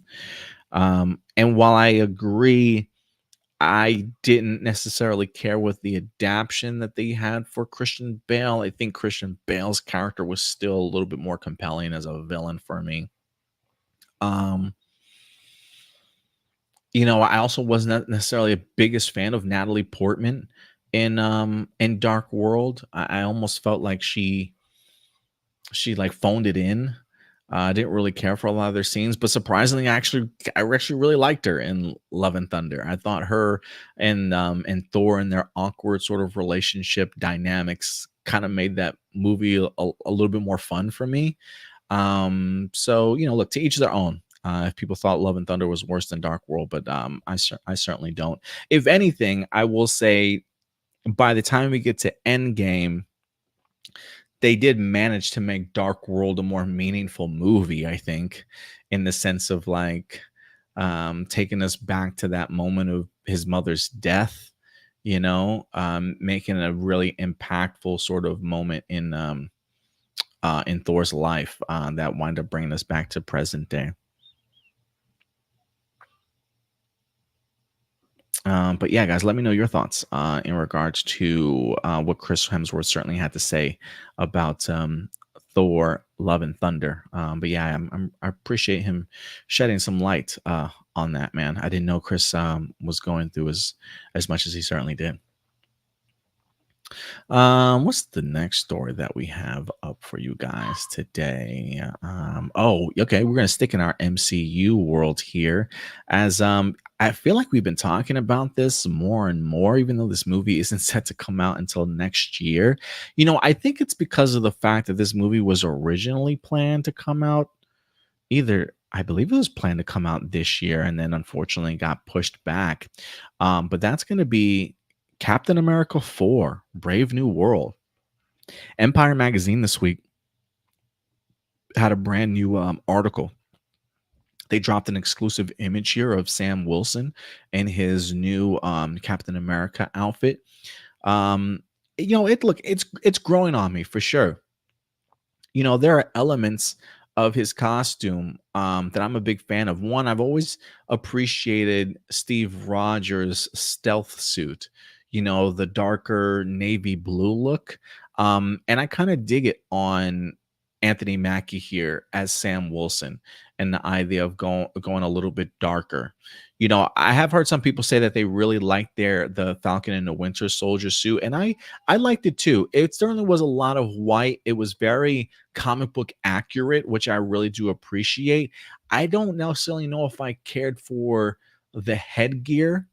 It almost felt like it was a little bit stiff or maybe difficult for him to move his head around in. So I didn't really like the connective piece from his suit to his head. So I'm kind of glad that that's gone in the sense of like now he's just rocking the goggles. I am kind of curious if when he begins to fly, though, if he does have a helmet extension that kind of builds around him like a Iron Man suit or whatever the case may be. But first appearances, I think this is pretty clean. I'm definitely going to need to see more. He's got his Falcon and his wing pack on the back of him, so he's definitely going to be still rocking his wings, and I think we get to see that here too in one of the early marketing promotions for this film. Again, this movie was originally supposed to set out to drop this year, and so I think they already have a lot of their marketing and promotional artwork already done, like up and ready to go.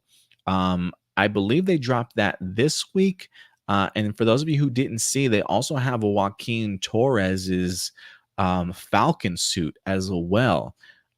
This definitely harkening back to Sam Wilson's Falcon gear, even though I don't think Sam Wilson Falcon had the helmet that he does.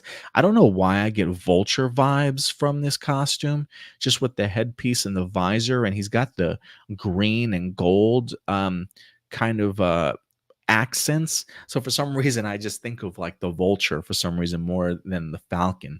But so Joaquin Torres will in fact be the Falcon in this movie to Sam Wilson's Captain America, which I think is pretty cool. If you haven't had the opportunity to meet the character Joaquin Torres, I highly recommend you check out the Falcon and the Winter Soldier series, which I personally still am a big fan of. I thought they had some really great stuff in there, especially the Isaiah Bradley stuff, talking to Sam Wilson's character, and even U.S. Agent. I really enjoyed his story in there too. Some of the terrorist stuff I didn't necessarily really care for, but I think it really showcased a post blip world and the interesting dynamics that certainly come with millions of people kind of being thrusted back into their world, and how does the government and people handle all these sort of displaced people. So I did find Falcon and the Winter Soldier rather fascinating. So the fact that Sam Wilson is getting a second opportunity to reprise his role as Captain America for Brave New World is rather interesting. And the director of the film this week actually came out and discussed it a little bit to really give us a mindset of where Sam Wilson certainly finds himself, especially somebody that isn't rocking with any super soldier serum. And I think that's pretty pivotal to understand here. This comes to us from Empire Magazine. Captain America Brave New World puts Sam Wilson through his paces. This is a guy who can break. Stepping up to headline status, it'll be the biggest test for Sam Wilson's life. It's really his coming out show, says director Julius Ona. It's about putting him through the paces. Says this being a Captain America movie, expect exploration of whether Sam's cap sits in relation to American government, the American people, and the supervillainy that has become a regular occurrence in the sacred timeline. The director says part of the challenge for Sam as Captain America, working within the government, is the way he's going to make decisions. The point of view he's going to have will at times put him at odds with the president. It will also more literally put him at odds with Tim Blake Nelson Samuel Stearns, aka the leader. It says Sam also finds himself standing between Samuel Stern and what he thinks the government owes him, and how he wants to go about getting that, is what the director winds up saying. He also says the action in this movie is incredibly exciting because this is a guy who can break. This is a guy who can bleed. We get to have a lot of fun pushing him to his limits. On your left, Sam. So really just in regards to that last part real quick, I am eager to see that. Not only am I eager to see just what the fight sequences are going to be like, but the fact that Sam is just human. He is just blood and bones, right? He doesn't really have that protection that somebody like a Steve Rogers certainly did. So, there's a part of me that kind of wants to see Sam Wilson battered and bruised in this movie, and finding the will and fighting through the pain and bandaged up and bloodied, to be able to get back up on his feet and find what it is that he represents and stands for, as somebody that wears the flag on him, to get up and stand up, to take on these much bigger threats that, for any other normal person, would easily have been their demise. Like, I think you look at some of the people that Steve Rogers as Captain America had to face. If you just had everyday normal people try and fight against these people, clear demise, right? So while Sam definitely does have some training from some of the best people in the world, he's an Avenger himself.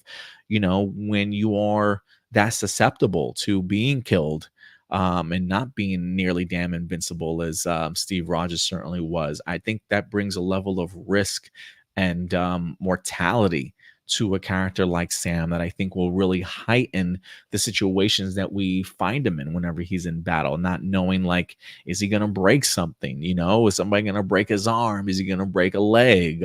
Clearly they're not going to kill Sam off, or at least I'm certainly not under that impression, but it is the idea of, you know, Cap used to say this line all the time, like, I could do this all day.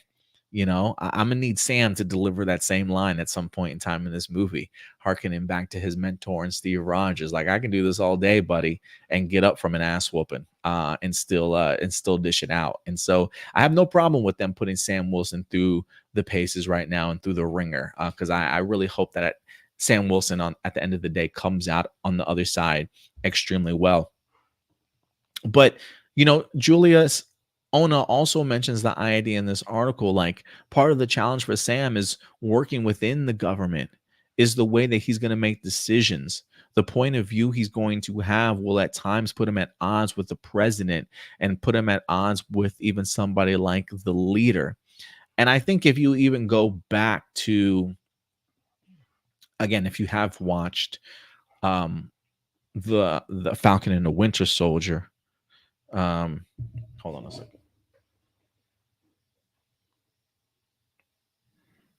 Sorry, when the girlfriend needs a stuffed animal for my boy, so he can go to sleep peacefully. Look, it's dad duty, y'all. Dad duty. Give me 1 second. I'll be right back.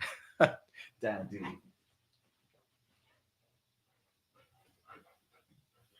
He's got this stuffed animal that he cannot sleep without. He needs it. Yeah, babe. I throw it on the couch.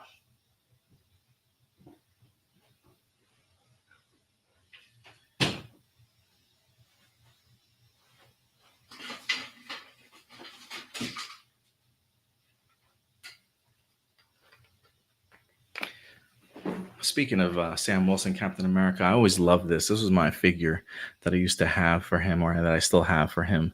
I do love this costume. I truly do. I'm glad that they made a comic accurate suit for him. To be quite honest with you, in Falcon and the Winter Soldier, but it really was sort of like this one piece connected to his suit. The white around his head, I didn't necessarily really care for it. So I'm hoping that come this movie, that I'm hoping that come this movie that he's got like two different suits. While I don't necessarily need to see this same exact one, I would like one to be a little bit brighter with more white on it. Maybe this is just a stealth one when he goes on the missions. I don't really know, that we see here in the shot here. But I wouldn't mind seeing a little bit more white on his suit if I had to nitpick it. But where I was going with this was, in regards to how he handles himself when it comes to the government. I think Falcon and the Winter Soldier did a really great job in this, especially in the final episode when he saves the day, and he comes down from the heavens like with his majestic wings, looking like a fucking American bald eagle and shit, like just coming down. And he really addresses the senators and the governors of the city, in the sense of having them understand that, especially as a black man, like his perspectives and his view on what America is vastly different from that, of Steve Rogers, and I think that's going to go a really long way in the sense of he's not just a carbon copy of Steve Rogers. He's a completely different man that has gone through his own struggles and have seen, people, especially minorities or other races and other cultures, kind of be sort of disparaged against and not necessarily getting some of the same equal rights as other people certainly have in this country. So I think he has a completely different perspective of how he's going to approach things. And I think, again, Falcon and the Winter Soldier, especially that finale, he gives a brilliant monologue. I thought that really establishes him as who he's going to be, kind of as Captain America. And it's just like, look, you can take me for who I am or not, But um, so I thought that was a great coming out party. But not everybody got the opportunity to see Falcon and the Winter Soldier. So this is really going to be Sam's opportunity on the big stage, on the big screen, to really solidify the differences between him and Steve Rogers, and how he plans on utilizing his role as Captain America. And again, I'm sure not everybody is going to be thrilled with it. He's certainly going to have some pushback, and clearly that's going to come in the form of not only President Ross, but also the leader as well. So look, I just think that there are some really great social commentary that can really be done in this film now that we have ourselves a black Captain America, um, that I think can really resonate with making this movie quite successful. I've heard them reference this in the sense that they really want to go grounded again, like they did with something like The Winter Soldier. And while The Winter Soldier is such a high bar for any MCU movie. I mean, some people place that as like their favorite MCU movie. I think it's either it's if it's not my favorite, it's like number 2 for me on my list in regards to all-time favorite MCU movies. But I think if you can get back to the groundedness and the espionage aspect and the political ramifications of things, and really get back into that Captain America bag with somebody that has a new perspective of being Captain America, and you've got two great actors in Anthony Mackie and freaking working opposite of Harrison freaking Ford, yeah, man, I do think you're more than capable of having a good film here. It's just how can you make it come together? Because trust me, I have heard things about the test screenings for this not being that good, which is why this movie's being delayed until 2025 because Marvel Studios has heard the complaints, and I think they're doing a lot of massive reshoots this upcoming summer if they haven't begun them already. So a lot of things are certainly changing when it comes to Brave New World, certainly as a movie. And I'm hoping that they certainly um, right the ship come the release date for 2025. But again, it also explains why we're getting so much promotional material being leaked now because all this stuff seemingly was very much prepared and ready to go for a 2024 release date. And they're just sitting on this stuff right now. And so a lot of that stuff is kind of coming out. So don't be surprised if you continue to see more information and things like that. Um, Nathan says, I really hope they let Anthony Mackie shine as Captain America. This film is filled with others that Disney has no issue. This film is filled with others that Disney has no issue with letting outshine him. Yeah, I mean that is definitely a possibility of happening. I mean, when you've got Thunderbolt Ross coming back, this time played by one of the best actors in the business in Harrison Ford. I believe Liv Tyler is coming back as Betty Ross too. You got the guy from The Incredible Hulk coming back as the leader, right? So you have um, MCU sort of veterans here that people have been dying to kind of see on the big screen once again, coming to the forefront. But I think if they treat Sam Wilson the way that they did in Falcon and the Winter Soldier, this time not necessarily being outshined by Sebastian Stan as Bucky, not having necessarily that strong of a co-partner. Granted, Joaquin Torres is the Falcon's going to be in here, but he's not Sebastian. Like I don't expect him to take away the limelight for Sam.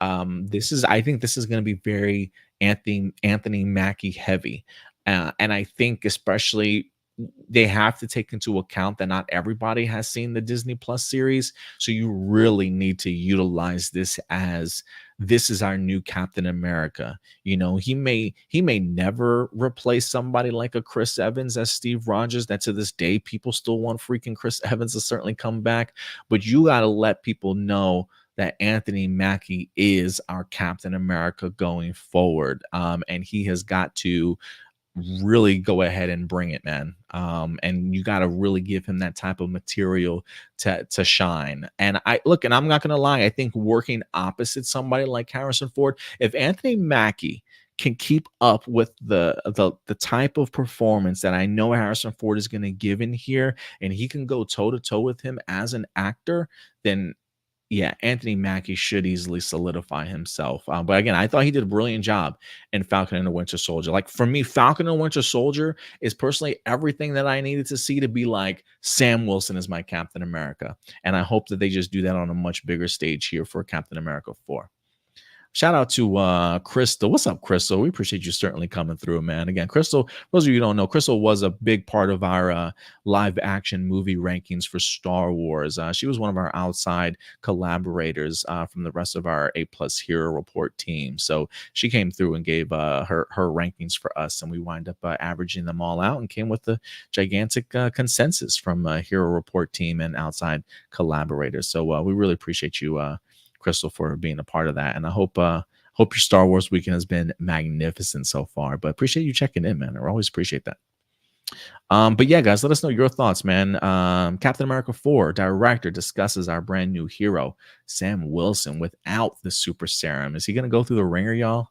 What do you guys think? Let me know your thoughts in the comment section box below.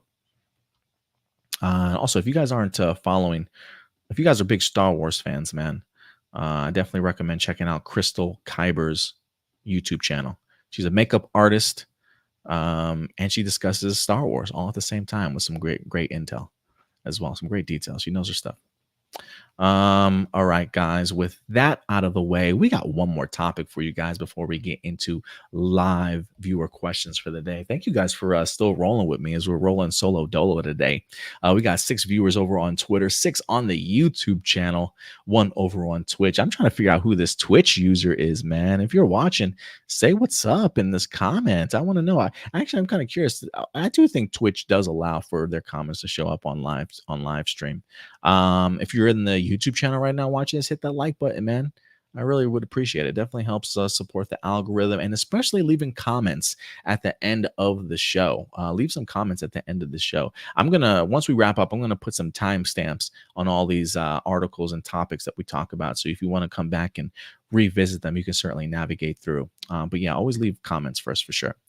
But let's get into our last topic for the day, man. Before we get into live viewer questions, we're gonna stick in the MCU, as I think one of the most anticipated movies of the year is certainly about to drop, and that is, in fact, Deadpool and Wolverine, baby. I feel like every time that I see a trailer or a clip or anything from this movie, my hype level just continues to grow. Honestly, I get more and more excited for this movie. I think this movie is going to be a blast. I know some people have said the idea that they think Deadpool and Wolverine is going to be the savior of the MCU. I don't think the MCU truly needs saving, but a nice sort of resuscitation certainly might be nice. A little bit, a little boost certainly wouldn't help, wouldn't hurt anybody.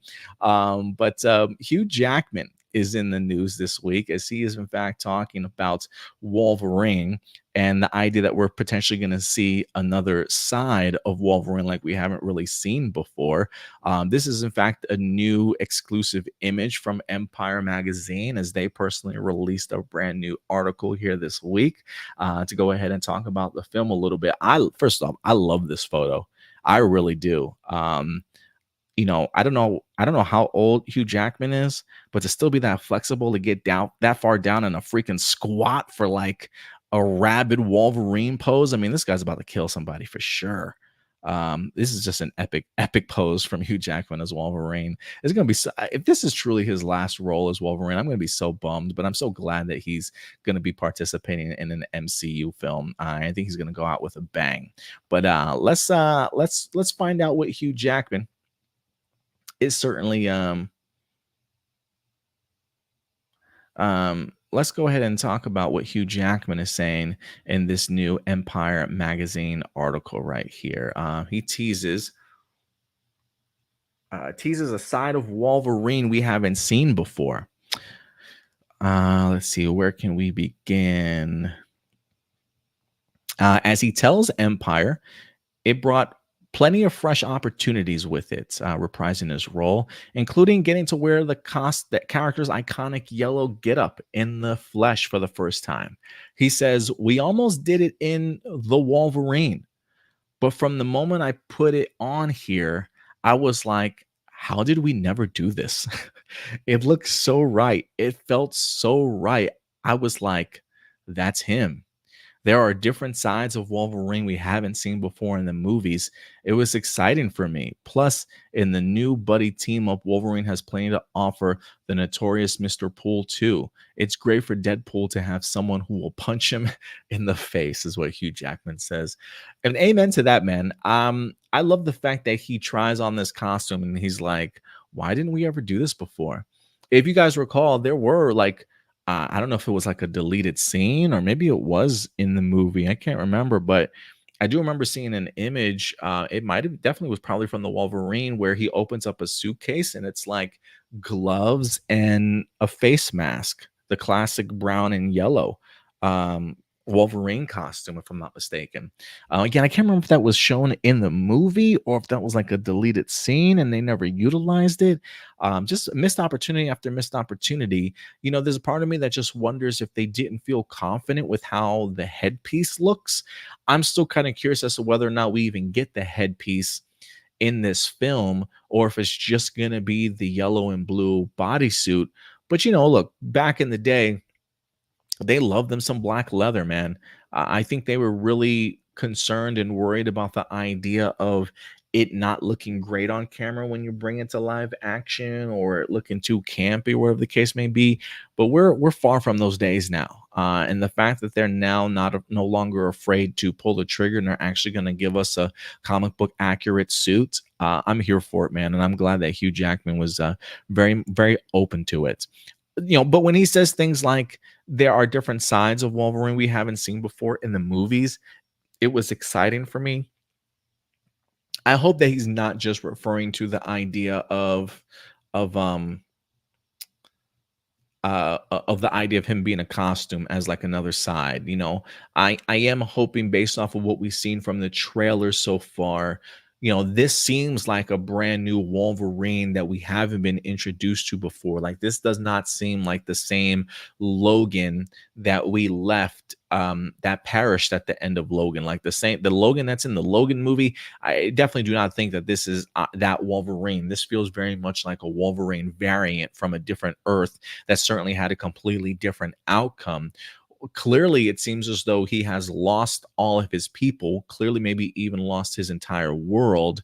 So, I guess there are elements of maybe the Logan from Logan kind of being in here, in the sense that, you know, um, he no longer has his teammates and he's lost them, but there feels like there's an even sort of bigger weight on his shoulders, almost like, I don't want to say this is pre-Logan, before he's fully engulfed in like his booze and his alcohol problems and like drinking away his issues. But it seems like maybe he's at like that beginning stage, right? Like, there's a great scene in the Deadpool and Wolverine trailer where Deadpool approaches him and is like, look, if you don't come with me, I'm going to put a bullet in your head. And he puts the gun up to his head, and Wolverine just leans into it, and he just has a smirk on his head, in the sense of like, not like an I dare you, but it's almost like a please, like, take me out of my misery. Like, I would love if somebody just did that to me sort of right now. So, I wouldn't mind visiting a Wolverine that's kind of in that particular mindset of looking at himself as a failure, and not being able to save his world, but having somebody like Deadpool that's like, no, dude, like, you're the X-Man, right? Like, you're the one that does it. And so, like, if the idea of him having a redemption story of being able to save something that he lost, man, I would absolutely love to see a Wolverine in that mindset.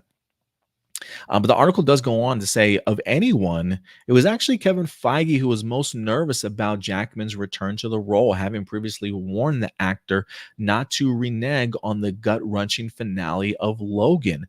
I said, this is what Feige says. He said, I said, let me give you a piece of advice, Hugh. Don't come back. You had the greatest ending in history with Logan. That's not something we should undo. But it seems this won't be the exact same Logan we've gotten from previous X-Men movies. Correct, says Feige.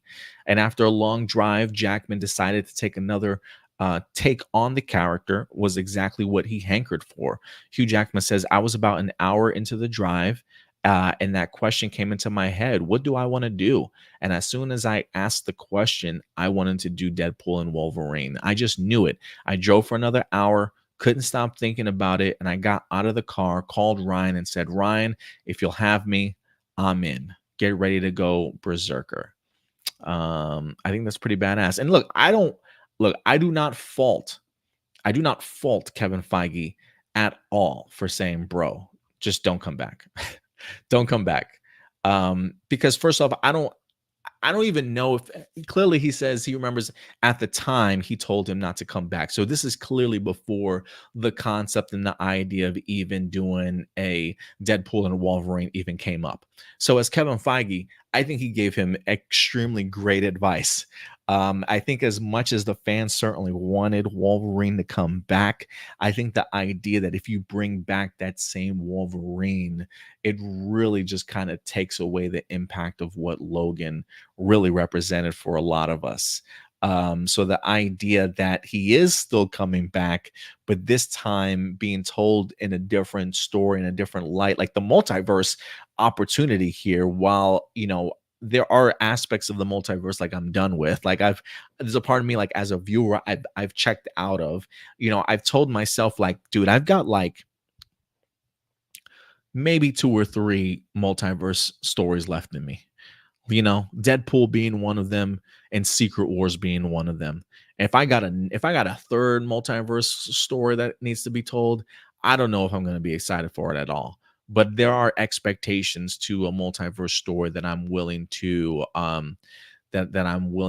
forgive. And Deadpool and Wolverine is one of them, especially if it means getting an opportunity to have a reason to see Hugh Jackman back as Wolverine once again, without certainly spoiling the legacy of Logan. And hell, if anything, I think this movie is going to be fantastic. I think this movie is just going to show once again Hugh Jackman is our Wolverine, and I just don't know where you go with X-Men after this. And look, I've said it before, and people have shunned me and looked the other way when I've mentioned this. But look, I know it's hard to have an X-Men without Wolverine, but there's a part of me that really wants to see Daphne Keane come back as Laura, as X-23. I would really love to have her as the Wolverine of the team. And I know that's not a popular opinion in here, but it's like, I don't know who gets to top Hugh Jackman as Logan, as Wolverine, if you were to recast him for a brand new X-Men film. And I just think the remedy to that is bringing in somebody that you've established in the movies in Daphne Keane as this character.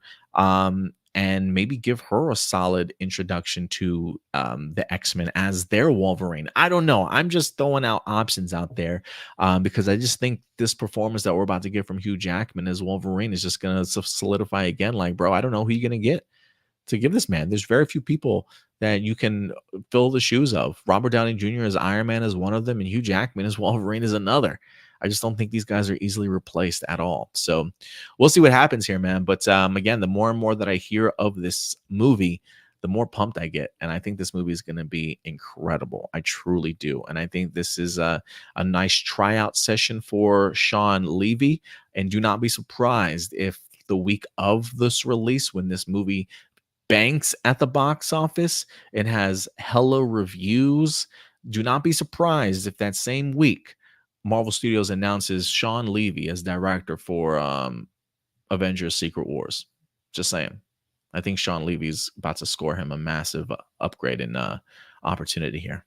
But yeah, guys, let me know your thoughts. What do you think about Hugh Jackman certainly returning as Wolverine? Do you agree with Kevin Feige? He should not have returned, but I think this definitely gives him an option, an excuse to certainly return.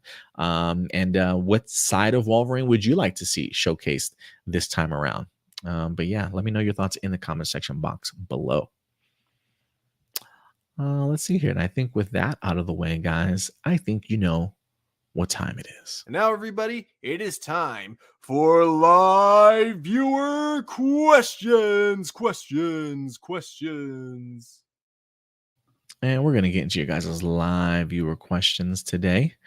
I'm going to go ahead and go over to our YouTube channel. How do you submit a live viewer question? Guys, I'm glad you asked, man. I'm so glad you asked. All you have to do is simply go over to our YouTube channel, as I'm about to do right here for you guys. Go over to our YouTube channel, click on that community tab, as you see right here. And usually Saturday nights or on Saturday, we'll drop a live viewer question post for you guys. And boom, we got some right here. Also, real quick, I just want to let you guys know, look at some of these videos that we got going for you guys this week. Some of our recent uploads here, our latest. We got a plethora of things, man. We talk about anything superhero genre related. We do a lot of movie and trailer reviews for you guys. We're just big movie and television buffs. So it's probably something for you here for sure if you're interested. So if you haven't subscribed to the channel, please do yourselves a favor, man. We're at 1,400 subscribers right now. I personally would like to get to 3,000 by the end of this year. Hell, 5,000 by the end of this year. So help us. We got 6 months, guys. If you like what we provide here in our long-form reviews, our weekly shows, we talk wrestling, we talk movies, television, superhero genre stuff, definitely go ahead and let people know about A+ Hero Report. But let's get into these questions, shall we? Listen, we got 6 comments today to tackle for you guys.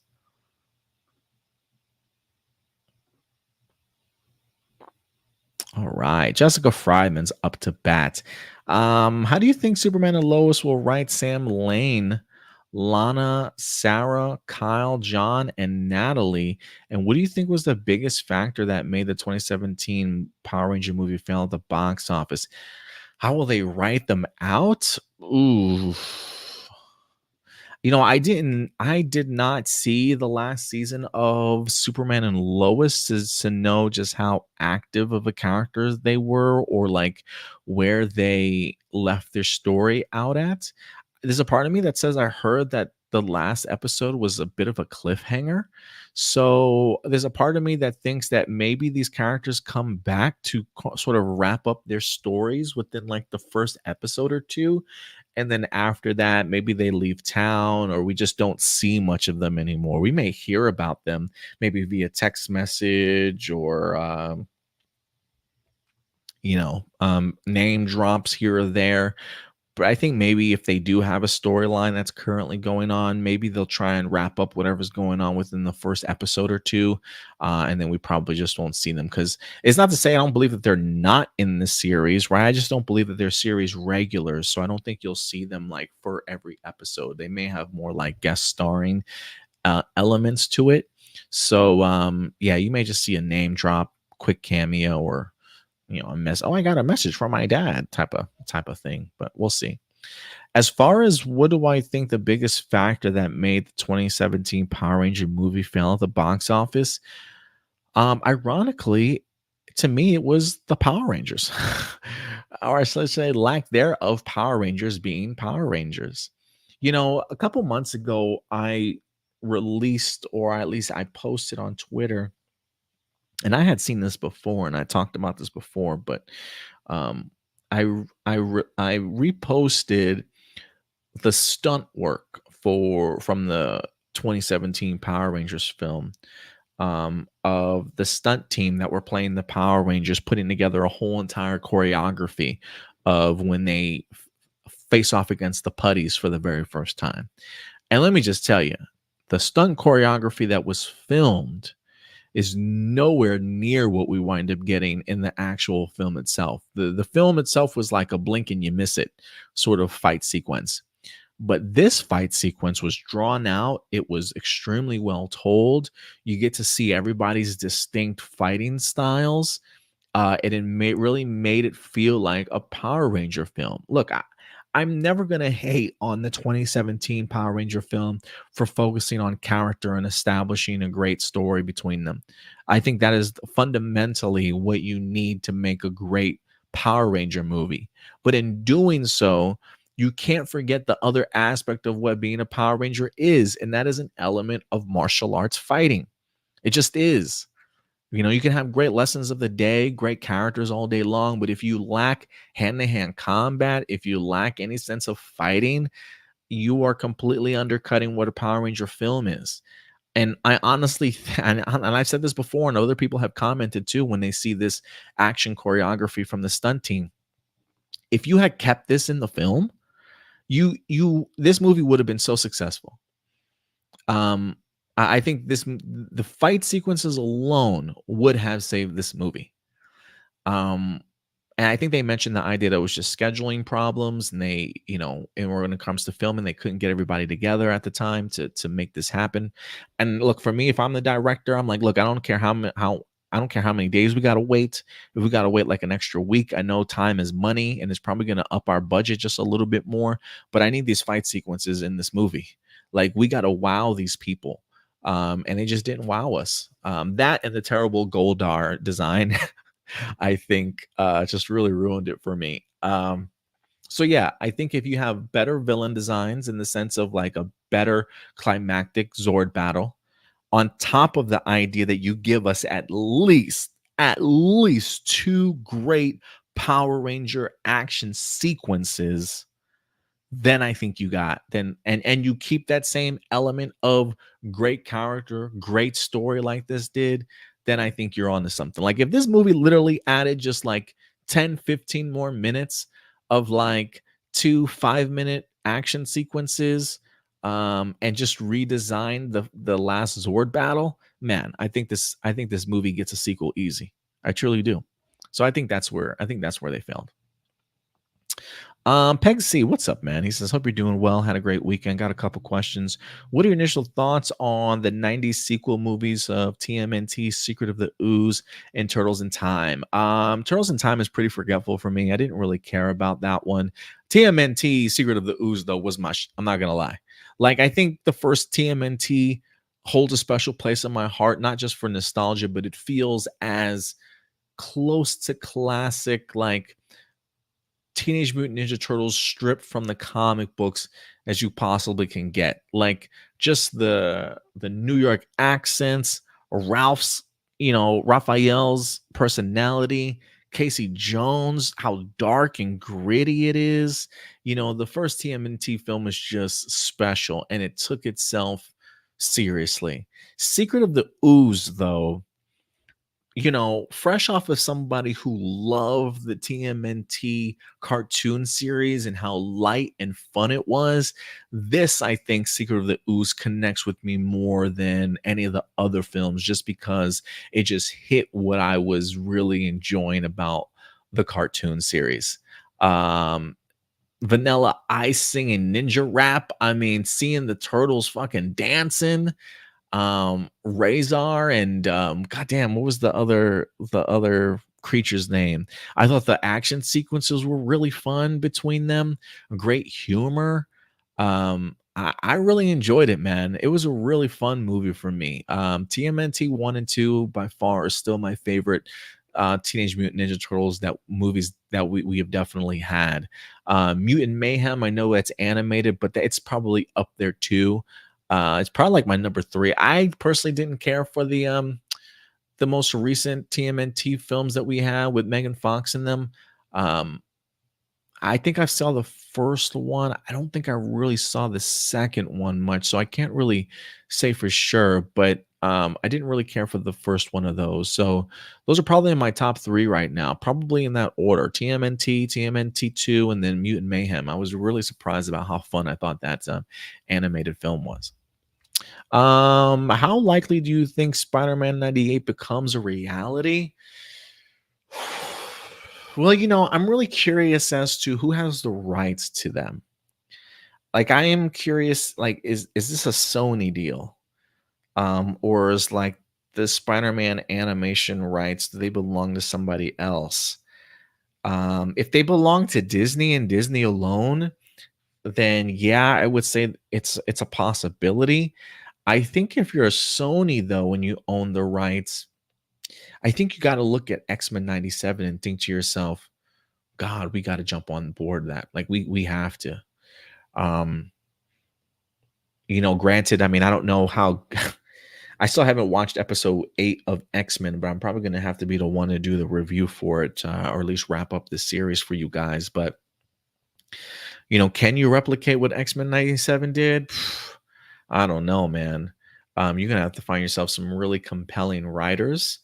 And if it's coming from Sony, I am instantly worried and concerned. Um, but there's a part of me that thinks that I do think there's a chance that it could become a reality. You know, maybe X-Men 97 is just a one-off and you can't replicate that. But if I'm Sony or whoever has the rights to Spider-Man 98, you got to be thinking about it. You got to be thinking about it. So how likely, if I had to put a percentage on it, I would say 40%. I know that's not like super like, yes, it's going to happen, but I think there's a slight chance. So that's why I think I'm going to go like 40. Like 50-50 is like, oh, it can happen. It can happen. But I think getting close to that is good enough. So I'll probably give it like a 40% to actually happening. What do you think about the new Power Ranger? What do you think about in the new Power Ranger reboot? Why not have an original team that's not MMPR or Zeo, etc. original, but also paying homage to the Rangers of the past? Why not have an original team that's not MMPR or Zeo? Um, Well, to be fair, if the rumors hold up, this is sort of an original team, with the exception of Tommy Oliver, right? I think the basis off of what Jinsaku has revealed to us off of the script is the idea that one, it will take place in Angel Grove, but to view it very much as a what if tale, in the sense of like, what if Zordon picked another group of Rangers, right? Like a world where we live, where Jason, Kimberly, Billy, Trini, and Zach live in, but Tommy and another group of other characters are actually picked to be a team of Rangers. There's something fascinating about that. I don't know if that automatically means, hey, this is going to be Mighty Morphin Power Rangers, or if we're going to go like a completely different theme. I still think you can do a different theme without falling back on MMPR here. So I do think there's a little bit of a homage that's being given to the past, especially if you're bringing back Tommy Oliver, if you're possibly bringing back a returning Zordon. Hell, does that mean a returning Rita too, right? So there are connections and homages to the past that you're potentially getting here. If for me, honestly, I want something even more original than that. Like, I don't even want them to be in Angel Grove. I don't even want there to be a Zordon sort of thing. I'm on board with it because I do think it's an interesting concept of a what if sort of direction to tackle Power Rangers in. But if I had my way, I would be going even more original than what we had. But I do think that there are elements to originality here. So I'll be interested to see what the rest of the team looks like and what they bring to the table. Let's see. Blossom, what you think of the latest episode of X-Men 97? He says, I was surprised to see Spider-Man in there and looked just like the 194 version I knew. See, I didn't even know Spider-Man was in there. Thanks for spoiling it, Blossom. No, I'm just kidding.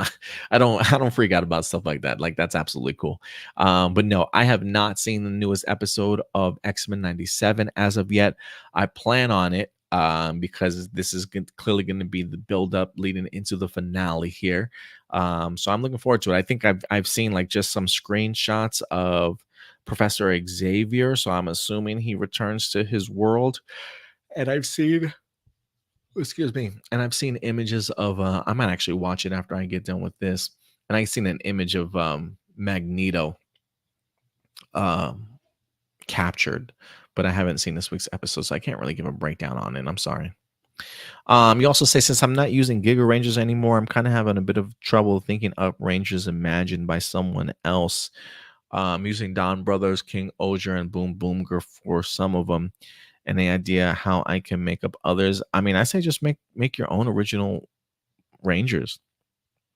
Think of some themes that haven't necessarily been used before. Sometimes we always, when it comes to Super Sentai, like what new themes would you like to see Super Sentai tackle? Try and think of Power Rangers in that element. Like, what themes haven't been utilized yet, and just create a brand new group of Power Rangers that that's not influenced necessarily from Super Sentai. So I would go that route. I would go that route.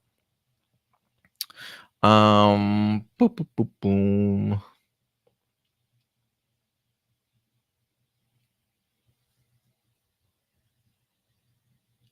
Marcelino, what's up, Marcelino? He says, I'm surprised you haven't talked about. I'm sorry you haven't. I'm surprised you haven't talked about it. But almost a year ago, it announced that another boys spinoff would be made. The only thing that's known is that it'll be set in Mexico, be Spanish exclusive. The writer of Blue Beetle is attached to Diego Luna and Gail Burnell. I thought you might have mentioned this once before. I thought we have talked about this before in the past, because I think when you brought it up the first time, I think a part of me was like, oh wow, yeah, how did we miss this? I don't remember this. But yeah, according to this Deadline article here, it says the Boys Mexico spinoff in works at Amazon from Blue Beetle writer. Oh, that's cool. I mean, yeah, anything Mexico, Diego Luna's got to be attached to. Wasn't he a part of Narcos Mexico too?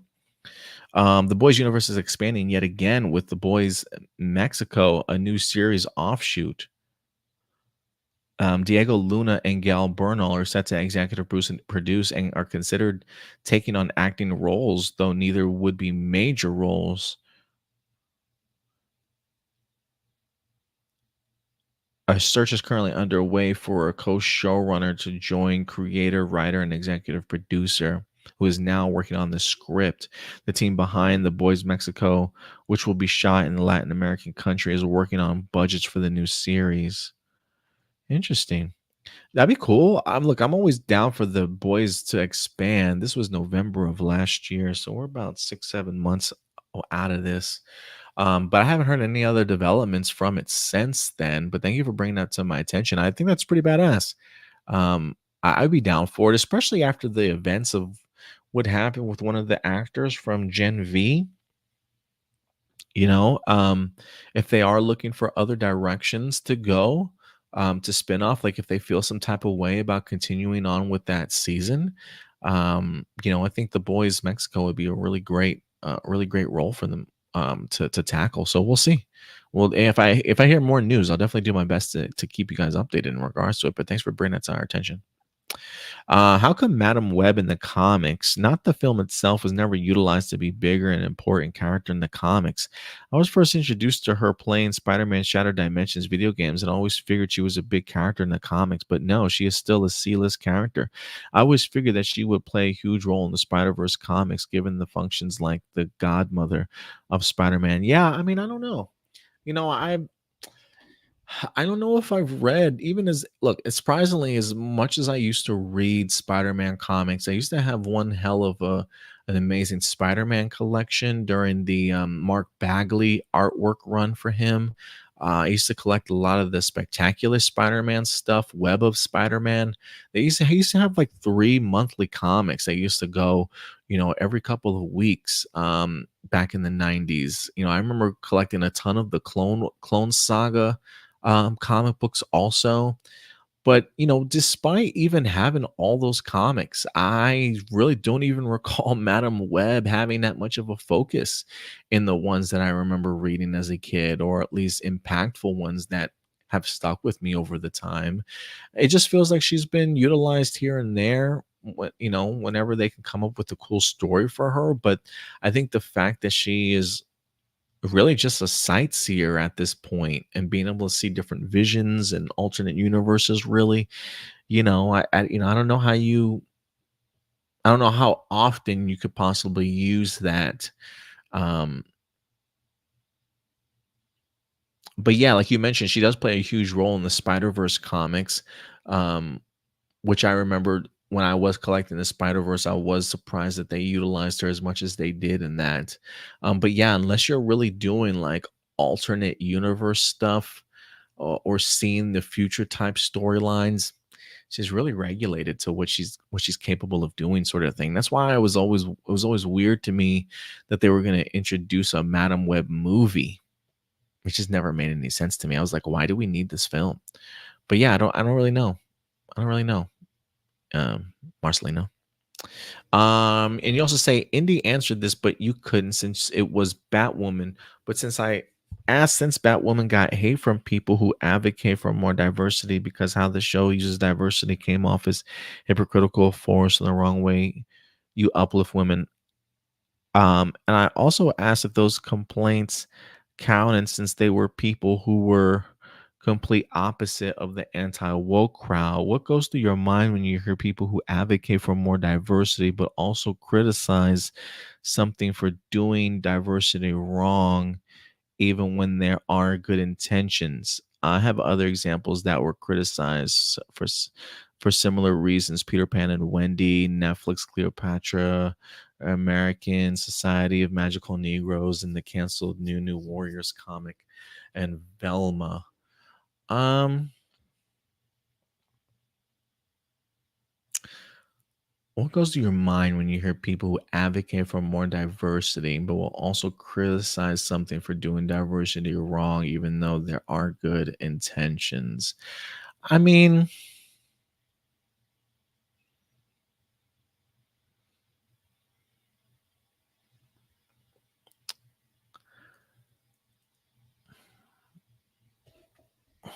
I think, look, I am always a fan of diversity. I will say I think sometimes it really also comes down to who the creator and the showrunner of the show is. Sometimes I think maybe it might come down to like the intentions of the people that are creating the show, right? Like, are you creating diversity because you really want to send a positive message, or are you creating diversity because you're just trying to hit a quota and a number? I don't necessarily think the idea of adding diversity to a show or a movie is always done with the best of intentions. And especially if it's not necessarily done with the best of intentions and you're getting somebody that includes diversity into the show that doesn't really even understand the diversity that they're including. That they're just doing it because they feel that they need to or they have to, or because it's the thing to do. And so I do think in instances like that, I can understand if people that advocate for more diversity are then upset in regards to how that diversity is kind of showcased. um I feel like there's an example of that, or I've heard some people complain about it, like, yeah, well, we wanted this person in here but not represented that way. And I do think how you represent people in a particular society certainly matters. But I also think it's important to understand, like, look, we're all not perfect, right? Like, we all have other sides to us, the ugly side, the not so great side to us that I do think sometimes certainly needs to be explored. And so sometimes maybe we get a little offended when those aspects of who we are as people get showcased, when in reality, like, that there are some examples of that. So I don't have a problem when people complain about diversity if they've been asking for diversity and then when they get it, it's not quite the same diversity. But I also think it comes down to what the intention is of that diversity. Who's the showrunner? Who's the creator? If diversity is, if it's presented in a certain way that that particular society or culture doesn't feel like it's representing who we truly are as people, and it's done in a spiteful way, then yeah, I don't have any problem with people doing that. But if people are just complaining to complain, and please stop complaining.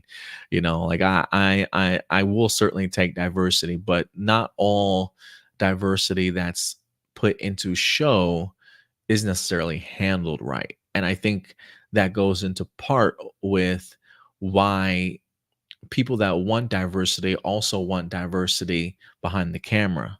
you know that's part of the crews and the cast themselves, so that you get people that are writing this material or directing this material to sort of understand where that diversity is coming from in their perspective, so that you can properly showcase it on screen. um so yeah, I don't have a problem people criticizing that, but if they're just criticizing it to criticize it, like if it is done with good intentions, right? And people still have a problem with it, then just look, there's just going to be some people that you aren't going to appease, and certainly make happy, you know. But I think you can clearly tell sometimes when diversity is added just for diversity's sake, and it's not really paid attention to. Then I can understand those people that have advocated for diversity to be upset that they got diversity, but the way that it was handled was pretty piss poor, sort of thing. So I don't have a problem with it. Um, if anything, I would have a problem with the idea of, like, if it was really well intended and the person behind the camera had the right perspective and showcased it, but people still want to complain, then people are just, this, like I said, there's no satisfying some people. I hope that answers your question, Marcelino. Next up, we got Ricky. What's up, Ricky? Good to see you, man. I appreciate you certainly coming through today, man. Hey, Adam, with Cobra Kai season finale, final season is most here. What that means for the Karate Kid reboot will take place after the series has ended. It's funny. I think we literally talked about this last week. Me and Stuart talked about it, and I even put a quick short up over on our TikTok and Instagram along with our Facebook page talking about this. But we literally talked about the idea, like, that Karate Kid movie was being delayed. and we said to ourselves, like, man, in the article it said the movie was now being delayed, which now puts it after the Cobra Kai season 6 season. And when we read that in the article, we immediately went to the sense of, well, this makes perfect sense now, why they're moving it around.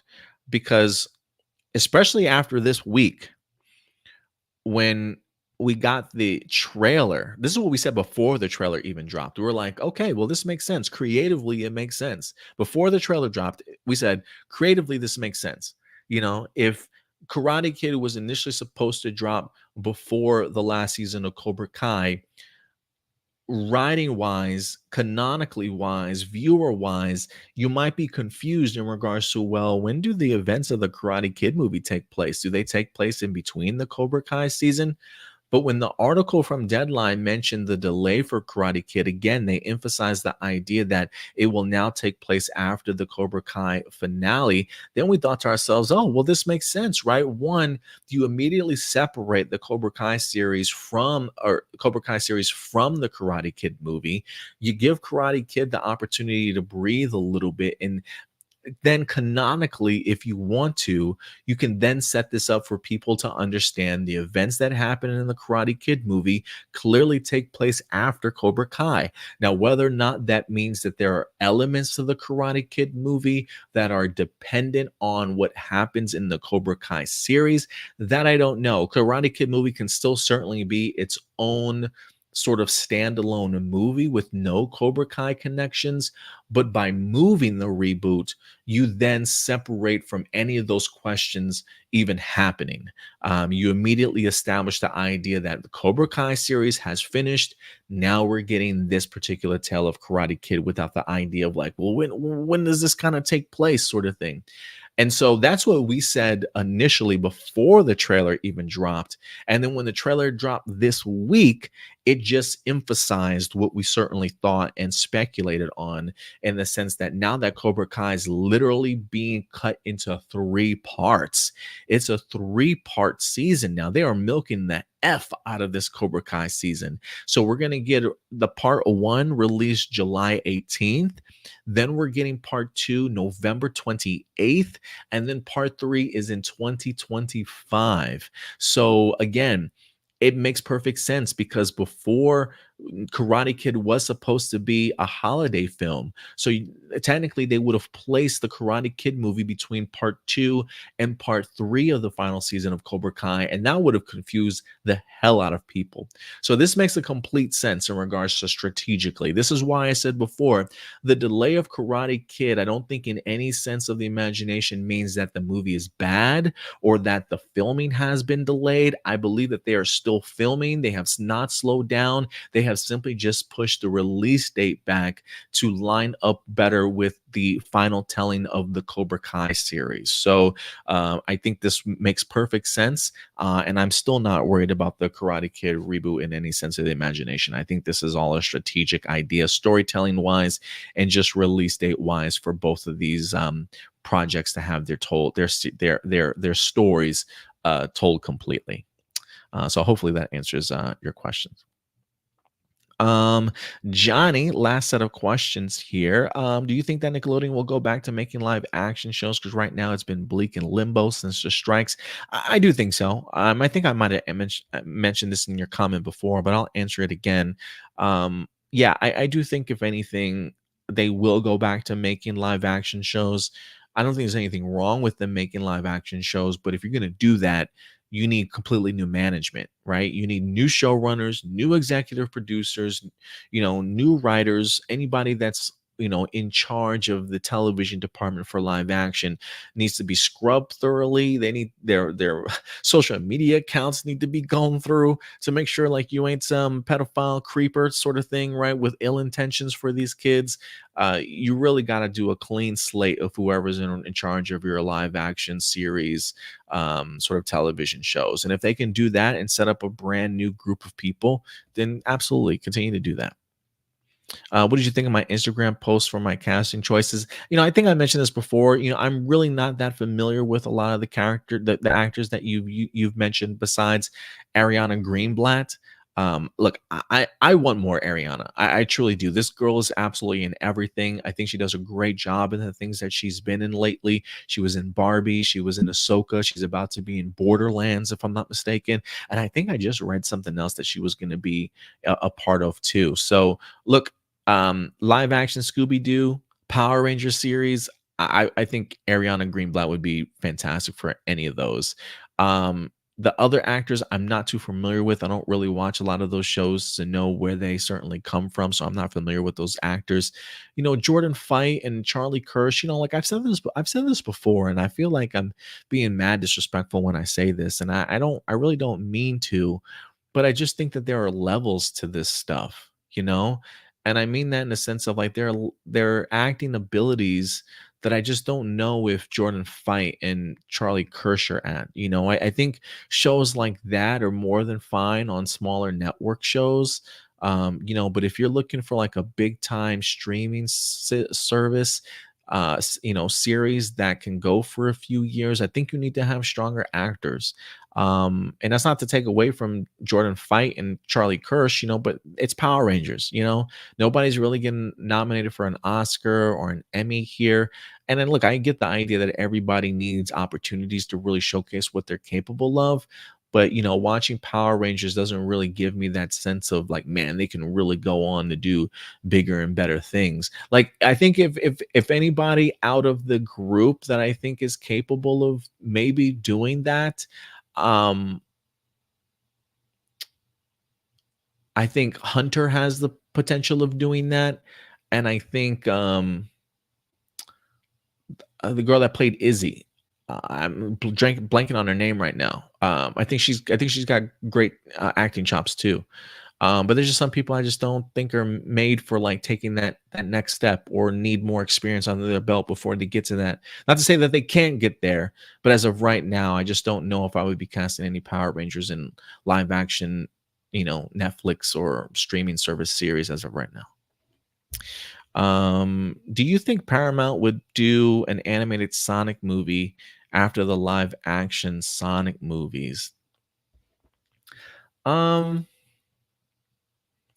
no, I don't think so. I think if you're gonna do an animated Sonic movie, just do a live action Sonic movie. I mean, I know we're getting our third one, and some probably want to believe that it's the end of a trilogy here. But if the third Sonic makes a lot of money, man, and it's still beneficial at the box office, it would not surprise me if we get a fourth Sonic movie. So my thing is, like, if maybe you want to do an animated Sonic series, then maybe go that route. Or if you don't want to do the Sonic movies anymore, look, they just did a Knuckles limited series. Maybe they give us like a Shadow limited series if Keanu Reeves ever cares about coming back and doing the voice even more. Maybe you can get not a limited series, but maybe an actual Sonic TV series after the live action Sonic movie. But I don't think an animated Sonic movie is in question. I mean, if you're going to do an animated Sonic movie, you might as well just do a live action Sonic movie, or you know, a live action Sonic television series, or I would take an animated Sonic series if that's the route that they wanted to go. But movie, if you're gonna make a movie, just make another live action Sonic movie. Honestly, at least that's what I think. But other than that, guys, I think that will do it for live viewer questions. I just want to make sure I got everybody's questions today. I believe I did. So, yes, thank you everybody for certainly participating with your thoughts and your questions as always, man. Let me get some final thoughts in here real quick, too. Oh, man. Blossom with the $5 super chat. Thank you so much, Blossom. I truly appreciate that. Thanks, dude. I'll have to try that. Maybe they can use art supplies. Hey, the elements themselves. I dig that. I dig that. Holy mackerel, you got me onto something, mon ami. See what I'm saying? It looks like you're rolling right now. I think those are two really great concepts that you can build off of in regards to themes that maybe haven't necessarily been used in Power Rangers or Sentai, and utilize those as brand new Power Rangers that you create. Marcelino.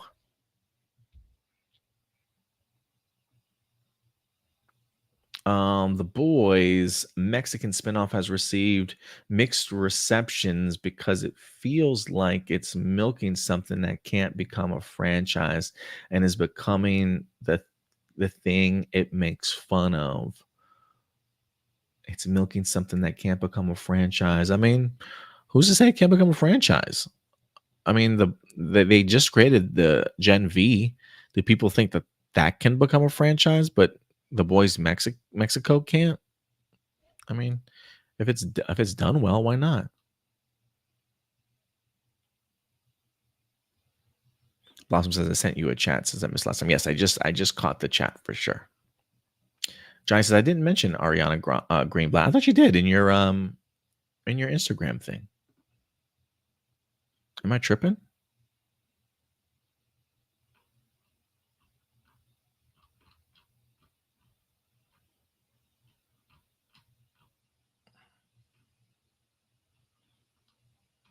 Now you got me looking at your message like I thought I read that when I did your thing.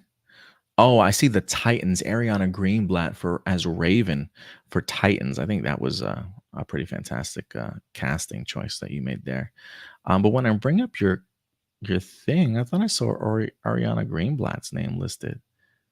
Maybe I'm tripping.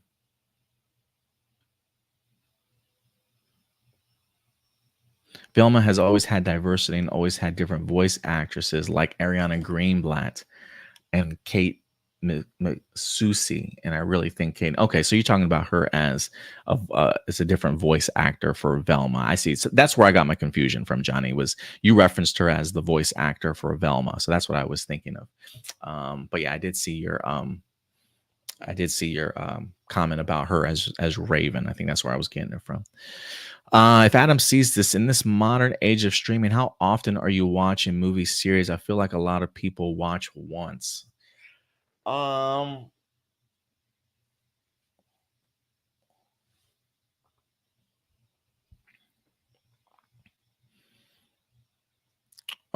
if in this modern age of streaming, how often are you rewatching movies and series? I feel like people, yeah, just once, just once. It's just that there's just so much content out there now. I feel like every week there's a new movie, there's a new series, and so there's always something new to kind of move on to. What's funny, what I do watch a lot of is a lot of the older series like The Office, Friends, Fresh Prince, a lot of these 90s, early 2000s sort of sitcoms that are just really digestible, you know. I just don't know if they make television like that anymore. It's just a completely different um, era of movies and TV. A lot of this stuff is not easily digestible. You really have to sit down and watch it. Um, Although, like X-Men 97, I have gone back and rewatched a couple of these episodes just to watch them, So, but yeah, it would not surprise me. Like when you say, I feel like a lot of people will watch once, I could totally see that. I could totally see that. There are tons of things I've started that I have yet to completely even finished. But it's like once you wrap up something else, it's like, oh wait, that dropped too. Okay, I gotta move on to that. It's almost like no time to even go back and rewatch anything. Um, so yeah, it's just different these days. Marcelino says, sorry, I'm late. So I just watched your answer to my question. You say that there should be diversity behind the camera. Then how do you explain Mindy Kaling behind Velma? I'm not saying it's always successful. I mean, you're never gonna always get a successful um, people you're never always gonna have something successful like that. Um, just I mean, but it's not the idea like if you have a white person behind the camera and they tell a story about white people, that doesn't always work out either, right? So it's really got nothing about like who's behind the camera so much. It just really comes down to the idea of like how well can you tell these stories? How well can you represent the people that you want to represent? And you know, in order to have better diversity that allows other people to feel included and being part of things, the idea of then putting more diversity behind the cast and behind the camera and the crew is the way to do it. But that doesn't mean that 100% of the time it's going to be successful. Sometimes you maybe just don't have that well of an experienced person behind the camera, despite their diversity. Sometimes you have really great people behind the camera that's diverse that absolutely nails it. So just the idea of putting diversity in place to have other people represented, I think is always a great thing, but that doesn't necessarily mean it's going to be 100% great of the time. He says, I know that it's just the way you phrase making it sound like it never fails 100% of the time. No, that's literally what I just said. Like, no, the idea is just in order to achieve what people want to achieve, by doing that, you then have to put people of diversity behind the camera, right? Then you have a better chance of success of that happening than not. Nothing is 100%. I would never say anything is certainly 100% that way. So if it comes across that way, that's definitely not what I'm talking about. That's why I wanted to clarify myself, was it says that it doesn't mean it's going to work 100% of the time. But in order to achieve what people want to achieve, that's certainly the first step. Some people you're just not going to satisfy, regardless. And sometimes, yes, people, now, whether or not people do it intently to put diversity into something and then have that intention of, I'm just not going to represent it the way that it wants to. Like, I've never watched Velma, right? So I don't know what Mindy's mindset going into it. Maybe she had the mindset of, hey, I really want to represent people the right way, and maybe she just has a different perspective of how that's done, but then maybe gets pushback from other people's in the community and society that feel like, hey, it's great that you're representing us, but we really felt like it should have been done in a different light. I'm not going to complain with those people, but my question is Mindy's intent ill-intended, or is she doing something that she thinks is right but is just handling it wrong? Like, those are two completely different things to me. But in order to achieve diversity, you got to have diverse people behind the camera or writing these things that know what these people are going through in order to have them more accurately represented. Again, it's not going to happen 100% of the time, but you have a better chance of it being properly represented than not that way. So yeah, that's just how I was sort of breaking it down. But thank you for the question. But yeah, guys, other than that, I think that will do it for us for our live viewer question segment of the day. And let's see, what do we have for the channel this week? It looks like your boy's taking over X-Men 97. So I'm going to be taking over the rest of X-Men 97 for you guys. So I'm probably going to try and do my best to drop that tomorrow, since that should have been released earlier this week for you guys. I got a last minute notification from Indy. He's got some things going on, so I'm probably going to have to pick up the slack in regards to that. I also have a Boon Boomger review that I probably have to tackle. Maybe I'll try and watch it today. So expect 1 or 2 reviews from me dropping either Monday or Tuesday. Probably Monday for X-Men, Tuesday for Boon Boomger. We also have Tales of the Empire dropping from Stuart. He's going to be giving you guys his review of that particular series as well. He may have a Knuckles limited series review for you guys also this week. If you're big wrestling fans, you can easily expect NXT, SmackDown, and Raw reviews for you guys live towards the end of each of those shows. So join us here for Josh going live with our WrestleManiacs podcast as he talks about the WWE shows this week. Also, real quick, because I didn't do this earlier, I'm probably going to have to reach out to Datila from Rangers of Wrestling. She's part of our WrestleManiacs podcast. She won predictions. So Datila, I acknowledge you. You are our tribal chief as of right now, winning predictions for Backlash, and I gotta finish Backlash tonight too. I might cuddle up with the girlfriend and watch some wrestling tonight. So yeah, man, you got content headed your way this week. certainly look out for it. If anything, maybe I'll drop some clips from this week's show over on TikTok, Instagram, and Facebook. Also on Twitter as well, y'all. And follow us at A Plus Opinions that you see us right here. Our main hub is always here at our YouTube channel. If you're not subscribed, hit that subscribe button, guys. Like this video, share these videos, let people know about A Plus Hero Report. That's how we grow. If you want to follow us also anywhere else, I would recommend the Facebook page. We keep you posted all throughout the week with posters, trailers, news articles, featurettes. We definitely keep you up to date throughout the week and then pick 6 of those topics to discuss here every Sunday live for you guys. Follow us on Twitter, Instagram, wherever we get your audio podcasts. You can certainly find us at A Plus Hero Report. We're on TikTok at Hero Report as well. And we got a Discord forum community in the description box below, guys. So follow us everywhere. But that's going to do it for us here, man. We'll certainly see you guys live next Sunday. But in the meantime, do me a big favor, as always, guys. Take care of yourselves, take care of each other, and keep it A+. May the force be with you. I'll talk to you guys later. Bye.